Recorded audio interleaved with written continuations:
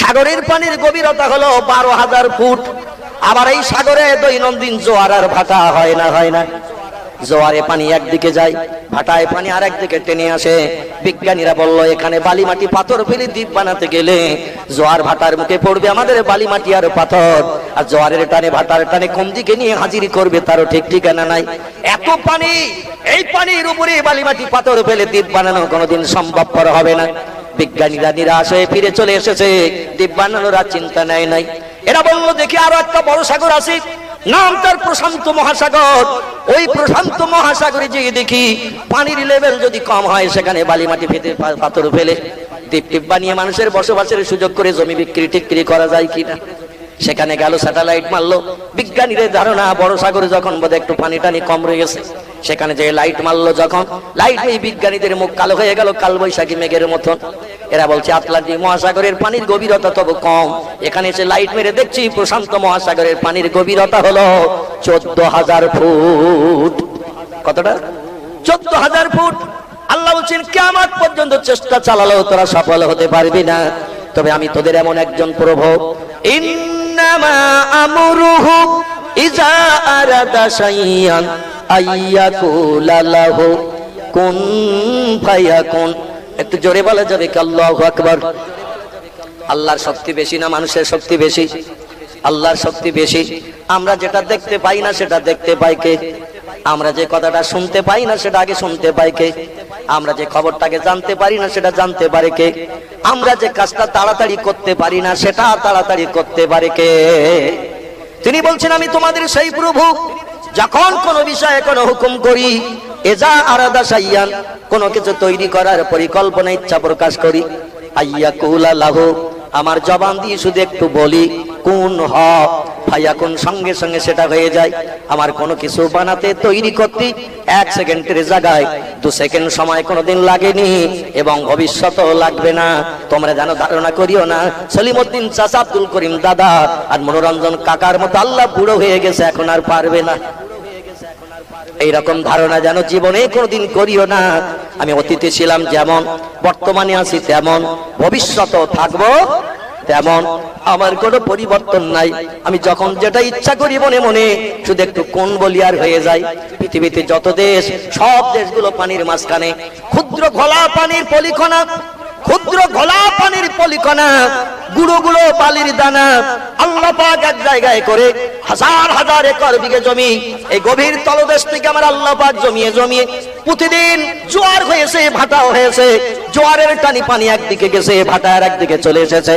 আর খোলা পানির গুঁড়ো গুঁড়ো পলিকণা, ক্ষুদ্র ক্ষুদ্র বালির কণাগুলো আল্লাহ পাক পানির তলায় জোয়ার ভাটার মাঝখানে রেখে রেখে মাথা উঁচু করে পাহাড় মার্কা পৃথিবীর মানুষকে দেখিয়ে দিয়ে দিয়েছে। একটু জোরে বলা যাবে কি সুবহানাল্লাহ? নারে তাকবীর!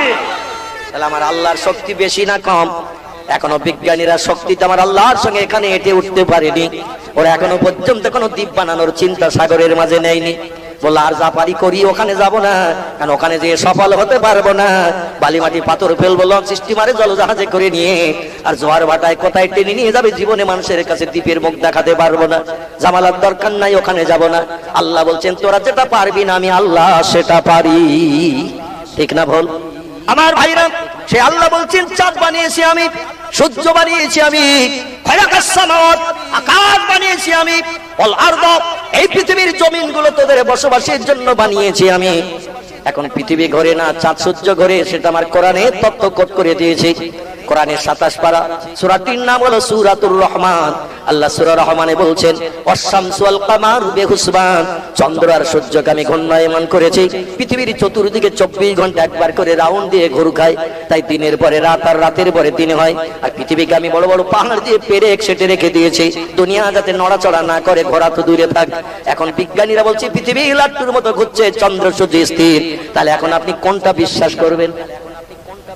কোরআনের কথা তো শুনতে এসেছেন, এখন কোনটা বিশ্বাস করে চলছেন বলুন? আমাদের ছেলেমেয়েরা স্কুলে যদি ভূগোল বইয়ের পরীক্ষা দিতে যায়, 3 নম্বর দাগে পরীক্ষায় লেখা হয়েছে পৃথিবী ঘোরে না সূর্য ঘোরে। এখন আমাদের ছেলেমেয়েরা কোনটা লিখবে? ছেলে মেয়ে পরীক্ষা দিয়ে বাড়ি এসেছে, বাপ বলছে কই দেখি প্রশ্ন দেখি। ভূগোল বইয়ের প্রশ্ন বাপের হাতে মেয়েটা ছেলেটা দিয়েছে, ক্লাস 3 পড়ে। প্রশ্ন দেওয়ার পর বাপ জিজ্ঞাসা করছে, 1 নম্বরের উত্তর কি লিখেছি? বলে এইটা লিখেছি। 2 নম্বরে কি লিখেছি? বলে এইটা লিখেছি। বলে ঠিক আছে। 3 নম্বরের উত্তর কি লিখেছি? এখন ছেলেটা বলছে উত্তর লিখেছি পৃথিবী লাট্টুর মতো ঘরে চন্দ্র সূর্য স্থির। বাপ বলছে ঠিক লিখেছি, যেত 2 নম্বর হবে। কিন্তু আল্লাহ বলছেন চন্দ্র সূর্য ঘূর্ণায়মান পৃথিবী স্থির। তাহলে বাপ মানলো, বাপ মেনেছে, মেয়েরও মানতে দেশে নাকি? ওই মেয়েটা ছেলেটা যদি উত্তরে লিখতো চন্দ্র সূর্য ঘূর্ণায়মান পৃথিবী স্থির, রেজাল্ট আউটের দিন মাস্টার ওই দাগে ওর কোনো নাম্বার দিত নাকি? মাস্টার বলতো সারা বছর ভূগোল বই পড়িসনি আর উল্টো পাল্টা উত্তর লিখেছিস, 1 নম্বরে তোর হবে না। কারণ ভূগোল বইতে লেখা আছে পৃথিবী লাট্টুর মতো ঘরে, আর তুই লিখেছিস চন্দ্র সূর্য ঘূর্ণায়মান পৃথিবী স্থির।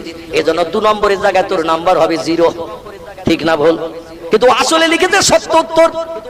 কিন্তু মাস্টারের মগজ খেয়েছে বিজ্ঞানীরা, বিজ্ঞানীরা মাস্টারদের মগজ ঘুলিয়ে খেয়েছে, মাস্টারেরা আমাদের ছেলে মেয়েদের বাপের মগজ ঘুলিয়ে খেয়েছে। এজন্য আমরা কোরআন পড়ি না, কোরআনের মানে মতলব জানি না, তাই কোরআন বিশ্বাস করি না। অধিকাংশ ক্ষেত্রে আমরা সব কোরআন অবিশ্বাস করার কারণে বেঈমান হয়ে রয়েছি। অধিকাংশ ক্ষেত্রে আমরা কিন্তু বেঈমান হয়ে রয়েছি। কোরআনের একটা তথ্য যদি অস্বীকার করে বিজ্ঞানীর তত্ত্বকে আমরা মর্যাদা দিই, খোদার কসম আমরা আর মুমিন থাকবো না, সব বেঈমান হয়ে যাব। আমার ভাইরা, পৃথিবীর বিজ্ঞানীরা বলছে 10 দিক। এ ধারাপাতে লেখা আছে না নাই? কি অসুবিধা হচ্ছে নাকি? কোরআন তো শুনতে এসেছেন, আর কিরাম শুনবেন? একটুখানি আগে সইষে নেন, সইষে একটু ঘাস মেরিয়ে নেন, তারপরে দানা দিলে সারা হবে। ঘাস বাগানে দানা দিলে তো সারা হবে না, দানা সব বেকার হয়ে যাবে। পৃথিবীর বিজ্ঞানীরা ধারাপাতে লিখে দিয়েছে 10 দিক। লিখেছে না লিখিনি? ধারাপাতে বিজ্ঞানীরা লিখেছে 1 চন্দ্র। আছে না নেই? 1 চন্দ্র। আল্লাহ বলছেন ওরে দুনিয়ায় দাঁড়িয়ে 2,32,000 মাইল দূরে চাঁদ থেকে তোরা ধারাপাতে লিখিস না। একটা তাল গাছের মাথায় উঠেছেন, ইউক্যালিপ্টাস গাছ একটু লম্বা হয় কিনা? ইউক্যালিপ্টাস গাছ তেলা মতো সরাসরি, এই গাছ একটু লম্বা মতো হয়। ইউক্যালিপ্টাস গাছের মাথার শিকড়ে চূড়ায় উঠেছেন, দূরে মাঠের দিকে তাকিয়ে দেখছেন একটা ছাগল বেড়াচ্ছে। আসলে ইউক্যালিপ্টাস গাছের মাথায় উঠে দূরের মাঠে দেখছেন একটা ছাগল বেড়াচ্ছে, পাশে একটা বিড়াল বেড়াচ্ছে। আসলে গাছের মাথায় উঠে দেখছেন যেটা ছাগল, ওটা ছাগল না, ওটা গরু। অনেক দূরে আছে তাই গরুটা ছাগল মতন দেখাচ্ছে। দেখছেন ছাগলের পাশে একটা বিড়াল ঘুরে বেড়াচ্ছে, আসলে ওটা বিড়াল নয়, ওটা হলো ছাগল। বাড়িওয়ালা গরু আর ছাগল দুটো বেঁধে রেখে এসেছে মাঠে। অনেক দূর থেকে নজর করে দেখছেন, তাই গরু ছাগল মার্কা হয়েছে, ছাগল এখন বিড়াল মার্কা হয়েছে। এই দূর থেকে দূরের জিনিস দেখলে ছোট দেখায় না বড় দেখায়? ছোট দেখায়। কলকাতা ধর্মতলা একটা মিনার আছে, মিনার। আমি অদম 10 দিন ওই মিনারে উঠেছি। কলকাতা আলিয়াতে যখন পড়াশোনা করতাম 10 দিন 10 টাকা করে দিতে হতো তখন। মাঝে মাঝে ওই মনুমেন্টের দরজা খুলতো, আর যিনি খুলে বসে থাকতো একটা বুড়ো মার্কা লোক, 10 টাকা দিলে ভিতরে উঠতে দিত। এখন দেয় কিনা জানি না। 1984-85 সালের কথা বলছি, এখান থেকে 30-32 বছর আগের কথা। আলিয়া মাদ্রাসায় তখন পড়তাম, মাঝে মাঝে বেড়াতে যেতাম ধর্মতলায়, যে দেখি দরজা খুলে বুড়ো বসে রয়েছে। 10 টাকা দিলে উপরে উঠতে দিত। ওই ধর্মতলার এসপ্লানেডে যেখানে বাসগুলো ছাড়ে, ওখানে একটা মনুমেন্ট রয়েছে, মিনার। এর ভিতরে ধাপ রয়েছে 214টা। আমি গুনিছি, একেবারে তলা থেকে মাথা পর্যন্ত ধাপ রয়েছে 214টা। তবে আমাদের ঘরে উঠতে গেলে এইভাবে কাতান করে সিঁড়ি, আবার এইভাবে এসে 2তলা ছাদে ওঠে। কিন্তু ওর ভিতরে ধাপগুলো এইরকম কেটেন করা নয়, মাঝখানে আছে মোটা পিলিয়ার, আর পিলিয়ারের গা দিয়ে ঘুরিয়ে ঘুরিয়ে তুলেছে 214টা ধাপ। এই মিনারের মাথায় ঠেলে উঠলে তলার দিকে তাকালে বাসগুলো সব খেলনা বাসের মতন দেখায়। ছেলেরা দড়ি বেঁধে যে বাস টেনে টেনে বাড়ি ঘুরোয়, দড়ি বেঁধে ওই বাসের মতন দেখায়। ওই মিনারের মাথা থেকে নিচের দিকে তাকালে 214টা ধাপ আছে, একেবারে শেষ মাথা পর্যন্ত। আমি কয়েকবার গুনেছি, যদি আপনাদের নসিবে জোট একদিন উঠবেন গুনবেন, দেখবেন আমারই কথায় একমত হতে পারবেন। আর ওই খেলনা বাসের পাশে লোকগুলো সব ঘুরে বেড়াচ্ছে পুতুলের মতন। তাহলে সব পুতুল ঘুরে বেড়াচ্ছে নাকি? উপরের থেকে তাকিয়ে দেখছে সব পুতুল মার্কা লোকগুলো বেড়াচ্ছে। এই যে 5 ফুট 5.5 ফুট লম্বা লোকগুলো সব ছোট ছোট পুতুল মার্কা দেখাচ্ছে, কারণ অনেক উপরের থেকে নজর করা হয়েছে তলায়, তাই লোকগুলো এখন পুতুল হয়েছে, বাসগুলো খেলনা বাস হয়েছে। দূর থেকে দেখলে বড় জিনিস ছোট দেখায়। এখন এই পৃথিবী জমিন থেকে যে চাঁদ আমরা দেখছি, চাঁদের দূরত্ব হলো 2,32,000 মাইল দূর। তাহলে এই চোখে কি চাঁদ কেমন দেখা সম্ভব? এই কথা বলেন। সামান্য মনুমেন্টের মাথায় উঠলে তাই বাসগুলো খেলনা বাস, মানুষগুলো পুতুল হচ্ছে। দূরের মাঠে তাকালে গরু ছাগল মার্কা, ছাগল বিড়াল মার্কা দেখাচ্ছে। আর এই জমিনে দাঁড়িয়ে 2,32,000 মাইল দূরে চাঁদ যদি আপনি দেখেন, তো চাঁদটা একটা কি দুটো কি অনুভব করা যাবে নাকি? এই চোখে যাবে নাকি? এই চোখে অনুভব করা যাবে না। আল্লাহ বলেন দুনিয়ার জমিনে দেখে চাঁদ দেখে ধারাপাতে লিখিস না কে চন্দ্র, একটু চাঁদে আয়, ভালো করে দেখে যা, যে লেখ। আমার কোরআনের কথা কিয়ামত পর্যন্ত যেমন কেউ মিথ্যা প্রমাণ করতে পারবে না। একবার চাঁদের দেশ ঘুরে গেলে কিয়ামত পর্যন্ত তোদের কথাও কেউ মিথ্যা প্রমাণ করতে পারবে না। তবে আন্দাজে তত্ত্ব লিখিস না, লিখলে শুধু কাটাকুটি চলবে কিয়ামত পর্যন্ত। জোরে বলুন একটু আমিন। 1969 সাল আমেরিকার দেশ থেকে প্রথম 3 জন বিজ্ঞান চাঁদের দেশে গেল। রকেট থেকে চাঁদের দেশে নেমে হাঁটতে হাঁটতে চাঁদের দেশের মাঝখানে গেল, যে দেখে দুটো চাঁদ জোড়া দেওয়া রয়েছে। জোরে বলুন একটু সুবহানাল্লাহ। ওরা ফটোগ্রাফ করে নিয়ে পৃথিবীতে নেমে আসলো চাঁদের দেশের মাটি নিয়ে। লম্বা ঘটনা, আপনারা কম বেশি জানেন, আমি শুধু ছোট্ট তত্ত্বটা দিতে চাইছি। ওরা চাঁদের দেশ ঘুরে এসে ফটো করে নিয়ে পৃথিবীতে নামলো আমেরিকায়, যুক্তরাষ্ট্রে।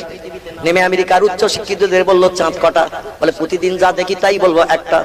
খ্রিস্টানীদের মামাতো ভাই খালাতো ভাই যারা, এরা হলো ইহুদি, ওদের জিজ্ঞাসাবাদ করা হলো তোমরা পৃথিবীতে উচ্চ শিক্ষিতা, তোমরা বলো চাঁদ কটা? ওরা বলছে প্রতিদিন যা দেখি তাই বলবো একটা। এবার পৃথিবীতে নকলে ফাঁদ যারা, কোন দেশ কিছু বানালেই 2-5 মাসের ভিতরে নকল বানায় যারা, এরা হলো চাইনিজ, চীন বৌদ্ধ ধর্মাবলম্বী। চীন হলো নকলে ফাঁস। আমাদের ভারতও কম না, এরাও নকলে 2 নম্বর। যদি কোনো দেশ কোনো কিছু বানায়, ভারত 2-1 বছরের ভিতরে তার নকল বার করে দেয়। এই জন্য ভারত নকলে 2 নম্বর, চীন হলো 1 নম্বর। এরা হলো বৌদ্ধ ধর্মাবলম্বী। ওদের জিজ্ঞাসাবাদ করা হলো অগ্নি অস্ত্রে তোমরা এখন পৃথিবীতে 2 নম্বর, তোমাদের অগ্নি অস্ত্র পৃথিবীতে মর্যাদায় 2 নম্বর হিসাবে বিবেচিত হয়েছে, বলো তোমরা আকাশে চাঁদ কটা উচ্চ শিক্ষিতরা? ওরা বললো প্রতিদিন যা দেখি তাই বলবো একটা। এবার ভারতের উচ্চ শিক্ষিত হিন্দুদের জিজ্ঞাসা করা হলো, জনসংখ্যায় যারা বেশি, এদের জিজ্ঞাসা করা হলো এই উচ্চ শিক্ষিত হিন্দুরা তোমরা বলো চাঁদ কটা? এরা বললো প্রতিদিন যা দেখি, ওরা যা বলেছে আমাদের একমত একটা। কারণ আমরা কি আবার 2 মত পোষণ করবো নাকি? আমরাও যা দেখি তাই বলবো একটা। শিক্ষায় যারা সব থেকে পিছিয়ে আছে, এরা হলো আমার জাত কম মুসলমান। পৃথিবীতে সব ধর্মাবলম্বীদের কাছে শিক্ষায় পিছিয়ে রয়েছে মুসলমান। এরা শিক্ষায় অগ্রগণ্য ভূমিকা নিতে পারেনি। আর আমরা যে শিক্ষায় পিছিয়ে আছি, আমাদের ঘরের ছেলেই সেই তথ্য দিয়েছে, এজন্য আমরা তার তথ্য অ্যাভয়েড করতে পারি না। বাড়ি তার এই পশ্চিম বাংলার বর্ধমান জেলা, গ্রামটির নাম হলো চুরুলিয়া। বর্তমানে তিনি কবরস্থে আছেন বাংলাদেশের রাজধানী ঢাকা মহানগরীতে। আমি এবছর তার 2 বার কবর জিয়ারতের সুযোগ পেয়েছিলাম। ঢাকা হয়ে যখন সিলেটে গেলাম নয়নপুরে জলসা করতে, আমার ভাইরা আবার চট্টগ্রামে গেলাম হাটহাজারিতে। ঢাকা হয়ে যাওয়ার পথে তার কবর জিয়ারত করলাম। গত বছর 3 বার তার কবর জিয়ারতের সুযোগ পেলাম। লোকটির নাম হলো কবি কাজী নজরুল ইসলাম। এই গত 16 তারিখে এপ্রিলে আমি আবার বাংলাদেশ ঘুরে আসলাম, আরেকজন ব্যক্তির কবর জিয়ারত করে আসলাম। তার বুকের উপর দিয়ে গেলাম নওগাঁ ডিস্ট্রিক্টে। বুকের উপরটা হলো রাজশাহী।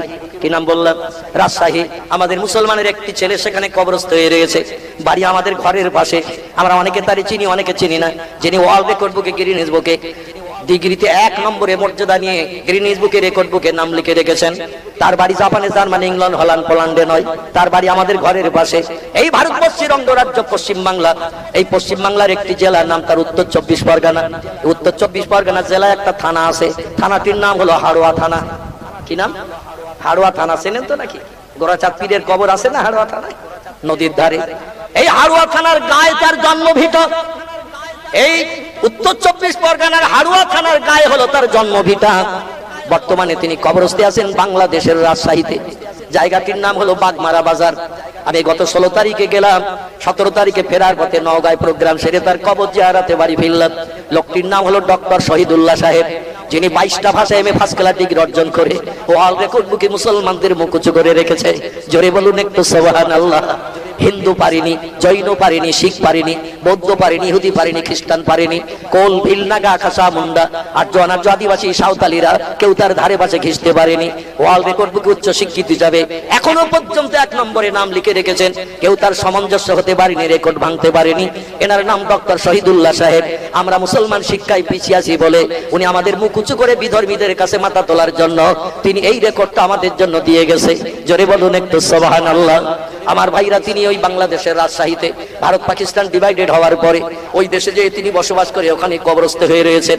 যে লোকটার নাম আমি বলতে চাইছিলাম পূর্বে, এনার বাড়ি ওই পশ্চিম বাংলার বর্ধমান জেলা। বর্ধমান জেলার একটি গ্রাম নাম তার চুরুলিয়া। এই চুরুলিয়া গ্রামে জন্মগ্রহণ করেছিলেন। বাল্যকালে বাবার এতিম হওয়ার কারণে তারে দুঃখু মিয়া বলে বলে ডাকা হতো। ইনি বেশি লেখাপড়া শিখতে পারেননি, তার জীবনে আলগা করে দেখবেন ক্লাস 7 পড়ার পরে আর পড়তে পারেননি। মা গরিবের ঘরের বিবি ছিল, বাবা মারা যাওয়ার পরে জায়গা জমি কিছুই রেখে যেতে পারেনি, তাই বড় ধনির বাড়িতে চাকরানির ঝিয়ের কাজ করতেন ওনার মা। ঝিয়ের কাজ করে, রান্নার কাজ, পানি আনা, ঝাড়ঝুট দেওয়া, জামা কাপড় পরিষ্কার করা। ধনীদের বাড়িতে করে না অনেকে মেয়েরা। এই কাজ করে যা খাবার পেত তাই নিয়ে বাড়ি এসে নিজে খেতে না, ছেলেটারে দিতেন। সে যুগে স্কুলে বই কিনতে হতো, মাইনে দিতে হতো। এখন সরকার অনেক সুবিধা করে দিয়েছে, সাইকেলও দিচ্ছে, আবার জামা কাপড়ও দিচ্ছে, আবার দুপুরবেলা বাড়িওয়ালার মগজের চিন্তা দূর করে দিয়েছে। স্কুলে গেলেই টিফিন পাবি, ঠিক কি না? মা ডেকে বলছে স্কুলে যা, ছেলে কোন কোন করছে।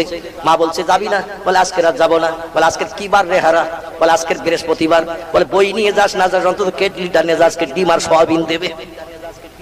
আজকের বৃহস্পতিবার, আজকের ডিম আর সয়াবিন দেবে, বই নিয়ে যাস না যাস, অন্তত কেটলিটা নিয়ে যা। একটা ডিমের দাম 7 টাকা, সিদ্ধ করা ডিম দেবে, সয়াবিন আলু দেবে, বাড়ি নিয়ে আয়। তুই না খাস অন্তত গরু ছাগলের তো দেওয়া যাবে, হাঁস মুরগির দেওয়া যাবে।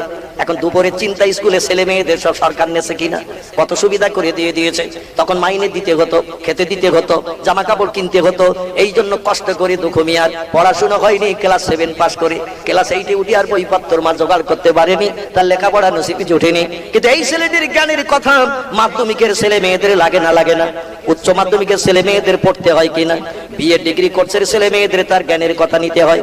আসলে তার জ্ঞান ছিল ক্লাস 7, কিন্তু তার জ্ঞানের বহর ছিল অনেক, যাতে বিএম এর ছেলে মেয়েদেরও তার জ্ঞান নিয়ে পড়ে ডিগ্রি অর্জন করতে হয়। আমার ভাইরা, আমি যেটা বলতে চাইছিলাম সেটি হলো এই কবি কাজী নজরুল ইসলাম, আমরা যে পৃথিবীতে শিক্ষায় পিছিয়ে আছি, এটা তিনি কবিতার মাধ্যম দিয়ে তথ্য দিয়ে দিয়েছেন। মানি না মোরা কোরআন হাদিস, চলি না শরীয়ত মতো, সংখ্যায় মোরা বেড়ে চলেছি গরু ছাগলের মতো। বিশ্ব যখন এগিয়ে চলেছে, আমরা তখন পিছে, বিবি তালাকের ফতোয়া খুঁজি, হাদিস কোরআন চষে। অধিকাংশ মুসলমান এরা চাষবাসটা পছন্দ করে বেশি, কাদামাকা কাজটা এরা পছন্দ করে বেশি। আর মাঠ ঘাটে সূর্যের রৌদ্রে পড়ে বর্ষার পানিতে ভেজে বাড়ি এসে মাঝে মধ্যে মেয়েদের কাছে 12:30 একটাই এসে বলে 1 গ্লাস পানি দে, কলিজা শুকিয়ে গেছে রোদে। মেয়েরা যদি বলে রান্নার কাজে আছে একটু ঢেলে খাও, ওর বিষ তখন মাথায় উঠে যায়। এত কষ্ট করে বাড়ি আসলাম মাঠ থেকে কাজকর্ম সেরে, আর ওরে বললাম 1 গ্লাস পানি দেওয়ার, বলছে একটু ঢেলে নাও। এর সঙ্গে সঙ্গে আর স্ত্রী থাকে না, একেবারে 36,000 ভোল্টে ঝেড়ে দিয়ে বলে 1 2 3। পানি যখন আমার ঢেলেই খেতে হবে, তো তোর আর থেকে কি দরকার? গোটো বাপের বাড়ি যা, তোর বাপের বাড়ি চলে যা। মুসলমান সমাজে তালাকের বহরটা রয়েছে, এরা ধৈর্য ধরে না, সহ্য করে না, এরা কষ্টের কাজ করে বেশি। অন্য ধর্মাবলম্বীরা এত কষ্টের কাজ করে না, ওরা ছায়ায় ফানের তলায় থাকে, বর্ষার পানিতে ভেজে না, সূর্যের রৌদ্রে পড়ে না, ব্যবসা করুক আর চাকরি বাকরি করুক, যাই করুক, ওরা ছায়ায় থাকে, কষ্ট পায় না। এই জন্য বাড়ি এসে স্বামী স্ত্রীতে মতদ্বন্দ্ব হয় না। আর আমাদের তো পশুর মতন খেটে বাড়ি আসতে হয়, কাদামাকা কাজটা পছন্দ করেছি। আর বাড়ি এসে যদি একটু কথা কাটাকাটি হয়, বিষ তো মাথায় উঠে রয়েছে মাঠে থাকতে, আর বাড়ি এসে সঙ্গে সঙ্গে বীজ ছেড়ে দেয়। এই জন্য আমাদের সরকারি তরফ থেকে এখন তালাকের উপরে বড় বিভেদ চলছে। ওরা বলছে যখন তখন তালাক দিলে হবে না, তালাক উঠিয়ে দিতে হবে, মুসলিম পার্সোনাল ল উৎখাত করতে হবে। এই নিয়ে এখন ঝামেলা ঝঞ্ঝাট চলতেছে মুসলিম ভার্সেস বর্তমান বিজেপি সরকারের সঙ্গে। আল্লাহ পাক মুসলমানদের ধর্মীয় বিধানকে কিয়ামত পর্যন্ত হিন্দুস্তানে বাস্তব জীবনে রূপদান করে রাখার যেন তৌফিক দান করেন। জোরে বলুন একটু আমিন। আল্লাহর কোরআনের বিধান এটা ভালো না খারাপ? তোমার মগজের জ্ঞান তো সীমিত জ্ঞান। আল্লাহ বলছেন ওমা উতিতুম মিনাল ইলমি ইল্লা কালিলা। মানুষ তোমাদের মগজের জ্ঞান হলো সীমিত জ্ঞান। সীমিত জ্ঞান নিয়ে আমি অসীম জ্ঞান রাশির মালিক। আমি আল্লাহ আমার জ্ঞানের সঙ্গে পাল্লা দিতে যেও না, আমার যে আইনকে যেন উৎখাত করতে চেয়েও না, নস্যাৎ করতে চেয়েও না। এতে তোমাদের লস ছাড়া লাভ হবে না। আমি ভালোর জন্য নিয়ম নীতি দিয়েছি, গাইড বুক দিয়েছি। এই গাইড বুক মেনে চললে দুনিয়ার সংসার জীবনে সুখী হবে, কবর হাসর পরকালে মুক্তি পেতে পারবে। একটু চিল্লাই বলুন আমিন, জোরে বলুন একটু আমিন। আমাদের ঘরের ছেলে বলল বিশ্ব যখন এগিয়ে চলেছে, আমরা তখন পিছে, বিবি তালাকের ফতোয়া খুঁজি, হাদিস কোরআন চষে। মানি না মোরা কোরআন হাদিস, চলি না শরীয়ত মতো, সংখ্যায় মোরা বেড়ে চলেছি গরু ছাগলের মতো। একটু চিল্লাই বলুন নাউজুবিল্লাহ। এখন আমরা যে গরু আর ছাগল, ভেড়ার দুম্বার দল, বর্তমানে দুটি জাতি এখন রাখাল সেজেছে। খুব ভালো করে শোনেন, দুটি জাতি পৃথিবীতে এখন রাখাল সেজেছে। একটি জাতির নাম ইহুদি, একটি জাতির নাম খ্রিস্টান। এই দুটি জাতি এখন রাখাল সেজে পাছন হাতে করে নিয়েছে। আর আমরা ভেড়া ছাগল আর দুম্বার দল এখন ওই রাখালদের পাছনের বাড়ি খেয়ে খেয়ে শুধু ছুটতেছি। ঠিক বললাম না ভুল বললাম? ওরা এখন রাখাল সেজে শুধু পাছন দিয়ে বেরোচ্ছে। পৃথিবীর বিভিন্ন দেশের দিকে লক্ষ্য করো, মুসলিমরা শুধু এখন নির্যাতিত, অত্যাচারিত, নিপীড়িত। পৃথিবীর সব দেশে মুসলমানেরা কম বেশি অত্যাচারিত। ভারত এখন আর রেহাই নাই, আছে নাকি? আজকের কাগজে দেখলাম 3 জন দিল্লিতে গরু নিয়ে আসছে, মহিষ নিয়ে আসছিল গাড়িতে করে। গরু জবাই করা বন্ধ ঠিকই আছে, কিন্তু মহিষ জবাই করা বন্ধ নেই। মহিষ কিনে নিয়ে আসছিল 3 জন যুবক, গাড়ি থেকে নামিয়ে পিটিয়ে তাদের জনম জনম হসপিটাল সই করেছে। বাঁচবে কিনা এখন আল্লাহ বেশি জানে। 2 জন পুলিশের সামনে মারছে একদল গোরক্ষক কমিটি, পুলিশেরাও কোনো মন্তব্য করে না, কিছু বলে না। মুসলমান এখন ব্যবসাও পর্যন্ত করতে পারবে না, এইরকম একটা পরিস্থিতি মুসলমানদের উপরে তৈরি হয়েছে। আগামীতে আইন পাস হবে, গরু জবাই বন্ধ যেমন হয়েছে, আগামীতে আইন পাস হয়ে যাবে, কোনো সন্দেহ নাই। মাথায় টুপি দিয়ে রাস্তায় বেরোতে পারবে না, মুখে দাড়ি নিয়ে চলতে পারবে না, হাঁটুর নিচে লম্বা জামা গায়ে দিতে পারবে না, সৌদি আরবের দেশের পোশাক পরিচ্ছদ ওই নিয়ম চলবে না। রাজা ভরতচন্দ্রের নামে দেশের নাম ভারতবর্ষ, তার বড় ভাইয়ের নাম হলো শ্রীরামচন্দ্র, যিনি ভগবান হিসাবে বিবেচিত।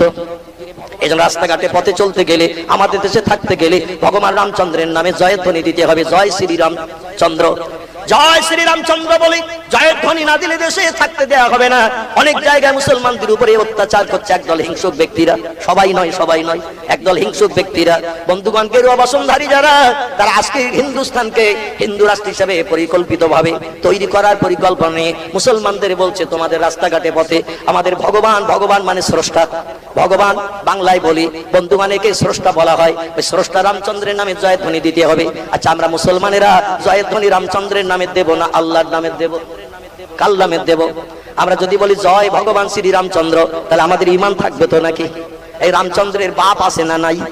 কথা বলেন। রামচন্দ্রের বাপ আছে, নাম তার দশরথ, আছে কিনা? আচ্ছা, আমাদের আল্লাহর কোনো বাপ আছে তো? আছে নাকি? রামচন্দ্রের মা আছে না নাই? মায়ের নাম হলো কৌশল্যা দেবী। আমাদের আল্লাহর কোনো মা আছে তো? আচ্ছা, রামচন্দ্রের বিবি আছে না নাই? নাম তার সীতা দেবী। কি কথা বলেন না? সীতা দেবী। আমাদের আল্লাহর কোনো বউ আছে তো? রামচন্দ্রের ছেলে আছে না নাই? লব আর কুশ, আছে কিনা? ছেলে রয়েছে। আমার আল্লাহর কোনো ছেলে টেলে আছে তো? তাহলে রামচন্দ্রের বাপ আছে, মা আছে, বউ আছে, বাচ্চা আছে, আমাদের আল্লাহর কি সব কিছু আছে? তাহলে রামচন্দ্রকে যদি স্রষ্টা বলে মান্য করে জয় ভগবান শ্রী রামচন্দ্র আমরা বলি, আমাদের ঈমান থাকবে তো? জোরে বলেন, থাকবে? আমরা বেঈমান হয়ে যাব। এজন্য আমরা জীবন দিতে রাজি না, আমরা ওই সমস্ত কথা বলে দুনিয়ায় বেঁচে থাকতে রাজি। আমার ভাইরা, আমরা ওই সব কথা বলে কি বেঁচে থাকতে রাজি নাকি? মুসলমানদের ঈমান যদি না থাকে আর কিছু থাকবে নাকি? কিছুই থাকবে না। আমার ভাইরা, আগামী তেমন একটা আইন হবে, মুসলমানদের ধর্মের বিধান খাতনা দিতে হয় কিনা? খাতনা 5-7 বছর বয়সে লিঙ্গের মাথার চামড়া কাটতে হয়, একে বলা হয় খাতনা। এই খাতনার আইনও বন্ধ হয়ে যাবে 2-4 বছরের ভিতরে। আমাদের লিঙ্গের মাথায় চামড়া থাকবে, তোমরা কেটে আলাদা হবা। এক দেশে বাস করি, এক বাজারে বাজার করি, এক বাংলা সুরে হিন্দি এমন করে উর্দু ভাষায় কথা বলি, আর তোমরা আলাদা থাকবে আর আমরা আলাদা, তা হবে না। আমাদের দেশে বাস করতে গেলে আমাদের মতো লিঙ্গের মাথায় চামড়া রাখতে হবে। আমরা মরে গেলে শ্মশানে চিতাই পুড়ে ছাই হই, আর তোমরা আলাদা আলাদা কবর দিয়ে দিয়ে সব জমি নষ্ট করছো। কবরে তো চাষবাস হয় না, বাড়ি বাঁধা যায় না, পুকুর কাটা যায় না, এইভাবে কবর দিয়ে দিয়ে ভারতের জমি সব নষ্ট করবে। ওটা হবে না, হবে না, হবে না। আমরা এক শ্মশানে সবাই পুড়ি, পুড়ে গেলে ছাই হয়ে যায়, ছাই হলে কালবৈশাখী ঝড়ে উড়ে জায়গা খালি হয়ে যায়। আর তোমরা কবর দিলে কবরের জায়গা, সেখানে আর কোনো কিছু করা যায় না। এই জন্য কবর দেওয়াও বন্ধ হবে আগামীতে। মুসলমানদের এখন কোণঠাসা করা হচ্ছে চতুর্দিক থেকে। আমার ভাইরা, আগামীতে আমাদের আর উপায় থাকবে না পাশ ফেরার। এখনই আমাদের পাক্কা মুমিন হওয়ার দরকার আছে কিনা? জোরে বলুন, পাক্কা মুমিন হতে হবে। আল্লাহ বলছেন নাসরুম মিনাল্লাহি ওয়া ফাতহুন করিব ওয়াবাশশিরিল মুমিনিন। জোরে বলুন একটু আল্লাহু আকবার, একটু জোরে বলুন আল্লাহু আকবার। আমার আল্লাহ উম্মতি মুহাম্মাদীদের জন্য গাইড বুক, জীবন বিধান কোরআন পাঠিয়েছে। কোরআনে আল্লাহ বলছেন নাসরুম মিনাল্লাহ, আমি আল্লাহ আমার সাহায্য, আমার মদদ, আমার উপকার, ওয়া ফাতহুন করিব, তোমাদের জন্য অত্যন্ত নিকটবর্তী, কাছাকাছি করে রেখেছি, তোমরা চাইলেই পাবে। এখন ভারতের মুসলমানের আল্লাহর কাছে কত কিছু চাচ্ছে, কিন্তু আল্লাহ দিচ্ছে। এই জোরে বলুন, দিচ্ছে। আসলে আল্লাহর সঙ্গে আমাদের তো ঈমানের সম্পর্ক নাই, আমরা আল্লাহর কাছে বেঈমান হিসাবে বিবেচিত হয়ে আছি। আর বেঈমানদের জন্য আল্লাহর কোনো সাহায্য জীবনে কোনোদিন আসবে? জোরে বলুন, আসবে? জীবনে কোনোদিন আসবে না। আমার ভাইয়ের আগে পাক্কা মুমিন হতে হবে। আল্লাহ বলছেন ওয়াবাশশিরিল মুমিনিন, শুভ সংবাদ তাদের জন্য, খুশখবরি তাদের জন্য যারা পৃথিবীতে পাক্কা মুমিন হবে। আমার কোরআন নবীজির বাণী বাস্তব জীবনে রূপদান করে পৃথিবীতে পাক্কা মুমিন হয়ে যারা চলবে, আমার কাছে হাত পাতলেই তারা সাহায্য পাবে। আমাদের নবীজি পাক্কা মুমিন ছিলেন না কম দরজার মুমিন ছিলেন? জোরে বলুন। আমাদের নবী ছিলেন মুমিনদের ভিতরে 1 নম্বরের পাক্কা মুমিন, ঠিক কিনা? নবীজি বদরের যুদ্ধে গেছেন 304 জন সাহাবীদের নিয়ে, 304 জন সাহাবী নিয়ে গেছেন বদরের যুদ্ধ করতে। মক্কা থেকে যুদ্ধ করতে এসেছে 1000-এর উপরে লোক। তাহলে মুসলমানদের থেকে মক্কার মুশরিকরা বেশি না কম? ডবল? 3 ডবলের উপরে। মুসলমানেরা 313 জন, আর ওরা এসেছে 1000-এর উপরে, মানে 3 ডবলের বেশি। মুসলমান অনেক সাহাবীদের হাতে কোনো অগ্নি অস্ত্র নাই, নবীর মুখে হাসি ফোটাতে আল্লাহর দ্বীন প্রতিষ্ঠার জন্য ওরা ময়দানে এসেছে। জোরে বলুন সুবহানাল্লাহ। অনেক সাহাবী অর্ধপেটা, খাওয়া হয়নি তাদের, গরিব মানুষ, ইসলাম গ্রহণ করেছে প্রথমে গরিবেরা। ধনীরা ইসলামের দাওয়াত কবুল করেনি। ধনীদের অভাব অনটন ছিল না, তাই নবীর আদর্শের কাছে মাথা নত করতে চাইনি। গরিবেরা প্রথম কলেমা পড়ে মুসলমান হয়েছে। ধনীরা তখন শুধু মজা দেখেছে গরিবদের উপর অত্যাচার উৎপীড়ন করে। চিল্লাই বলুন একটু নাউজুবিল্লাহ। আল্লাহ নবী বলছেন, গরিবেরা আমার ভাই, আমি গরিবদের ভাই। আল্লাহ আমাকে গরিবে হালাতে দুনিয়ায় রাখিও, গরিবে হালাতে আমার মরণটা করিও, হাসরের মাঠে গরিবদের সঙ্গে আমার হাসর করিও। একটু জোরে বলুন। নবী বলছেন, আল্লাহ গরিবের আমার ভাই, আমি গরিবদের ভাই। আল্লাহ আমার মরণটা গরিবী অবস্থায় করিও, হাসরের মাঠে গরিবদের সঙ্গে আমার হাসর করিও। সাহাবীরা বলে, ইয়া রাসূলুল্লাহ, আপনি গরিবদের সম্পর্কে এত কেন প্রশংসা করছেন? নবী বলেন, হাসরের মাঠে গরিবদের হিসাব নিকাশটা তাড়াতাড়ি হয়ে যাবে, আর ধনীদের হিসাব দিতে দিতে কলিজা গরম হয়ে যাবে। জায়গা জমি টাকা পয়সা ব্যাংক ব্যালেন্সের হিসাব দিতে দিতে কলিজা গরম হয়ে যাবে সূর্যের রৌদ্রে। এই জন্য আমি একটু তাড়াতাড়ি হিসাব নিকাশ থেকে নিষ্কৃতির জন্য গরিবী হালাতিটা পছন্দ করেছি। আর কিয়ামতের মাঠে বিচার আনতে আমি গরিবদের নিয়ে জান্নাতের ভিতরে এক জায়গায় সুখ ভোগ করব। চিল্লাই বলুন একটু সুবহানাল্লাহ, নারে তাকবীর। এই গরিব মুসলমানদের সাথে করে নিয়ে আল্লাহর পয়গম্বর বদর নামক কুয়ার কাছে, মদিনা থেকে মক্কার দিকে আসতে 60-65 কিলোমিটার মতো রাস্তা, কিছু কম বেশি হবে। পাহাড়ের কিনারে একটা কুয়া, যে কুয়ায় বালতি দড়ি ফেলে দিয়ে পানি উঠাতো রাস্তার ব্যবসায়ীরা, পিপাসার পানি পান করতো, গোসল টোসল সার্থ। এই কুয়াটার নামকরণ করে ইসলামের প্রথম যুদ্ধের নাম বদরের যুদ্ধ নামকরণ করা হয়েছে। বদর শব্দের বাংলা অর্থ হলো একটা কুয়া। এই কুয়ার ধারে যুদ্ধ হচ্ছে। আল্লাহ নবী 313 জন ক্ষুধার্ত, রোগগ্রস্ত, অভাবী, অগ্নি অস্ত্র নাই, খালি হাতে এসেছে ময়দানে। আল্লাহ নবী নিয়ে হাজির হয়েছেন। আর মক্কার মুশরিকরা সব বড় বড় বীর যোদ্ধা, পূর্বে বহুবার যুদ্ধ বিগ্রহ করেছে তারা।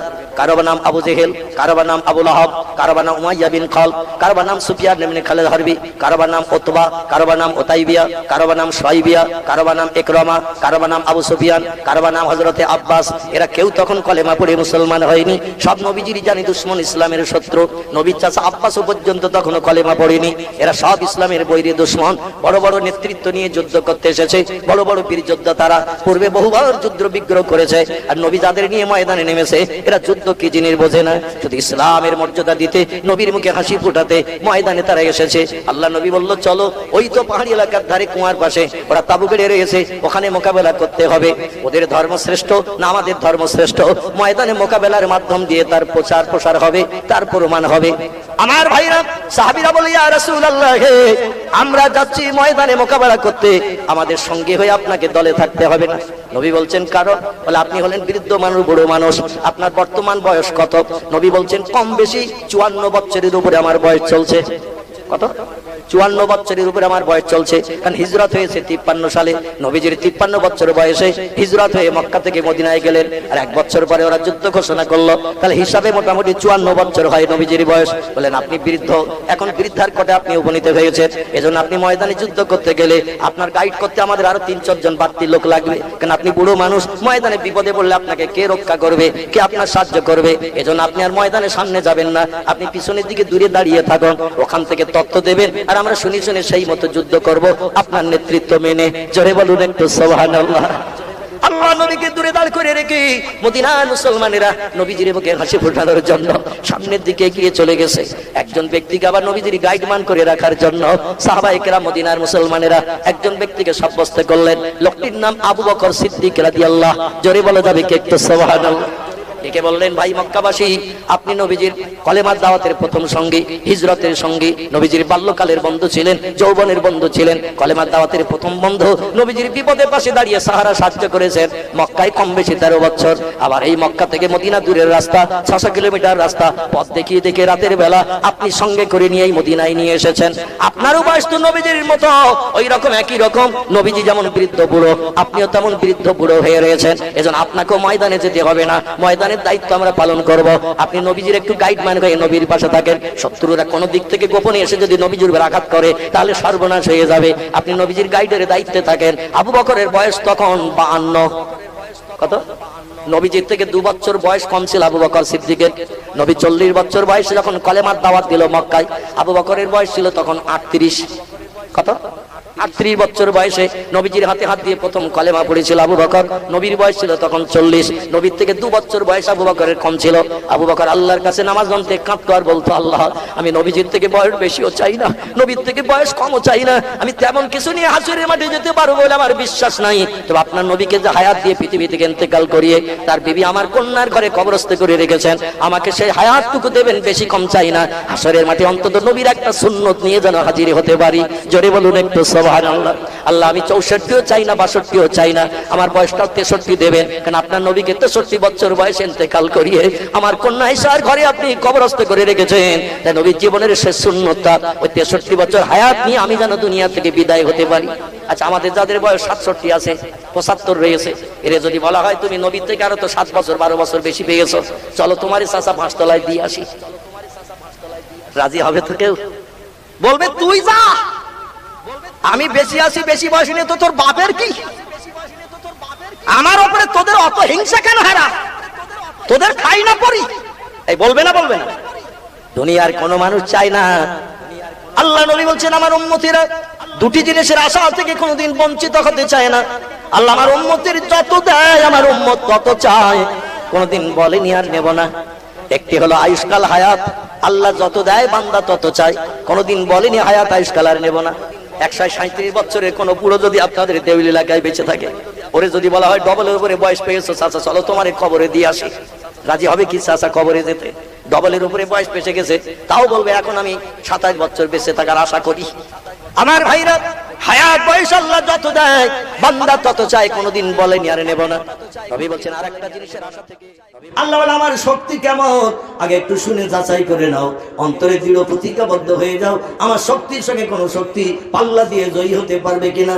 ও দুনিয়ার মানুষ শোনো, তুলিজুল লাইলা ফিন নাহারে ওয়া তুলিজুন নাহারা ফিল লাইল ওয়া তুখরিজুল হাইয়া মিনাল মাইয়্যিতি ওয়া তুখরিজুল মাইয়্যিতা মিনাল হাইয়্যি ওয়া তারযুকু মান তাশাউ বিগাইরি হিসাব। চিল্লায়ে গলা ছেড়ে বলুন আল্লাহু আকবার। আল্লাহ বলছেন আমার শক্তি ক্ষমতা পাওয়ার কেমন আগে একটু বুঝে নাও, অন্যথায় তোমাদের ইমানের ভিতরে ঘাটতি থেকে যাবে। আমার সাহায্য তোমরা পেয়ে লাভবান হবে কি নিয়ে সংশয় দেখা দেবে মুসা নবীর মতো।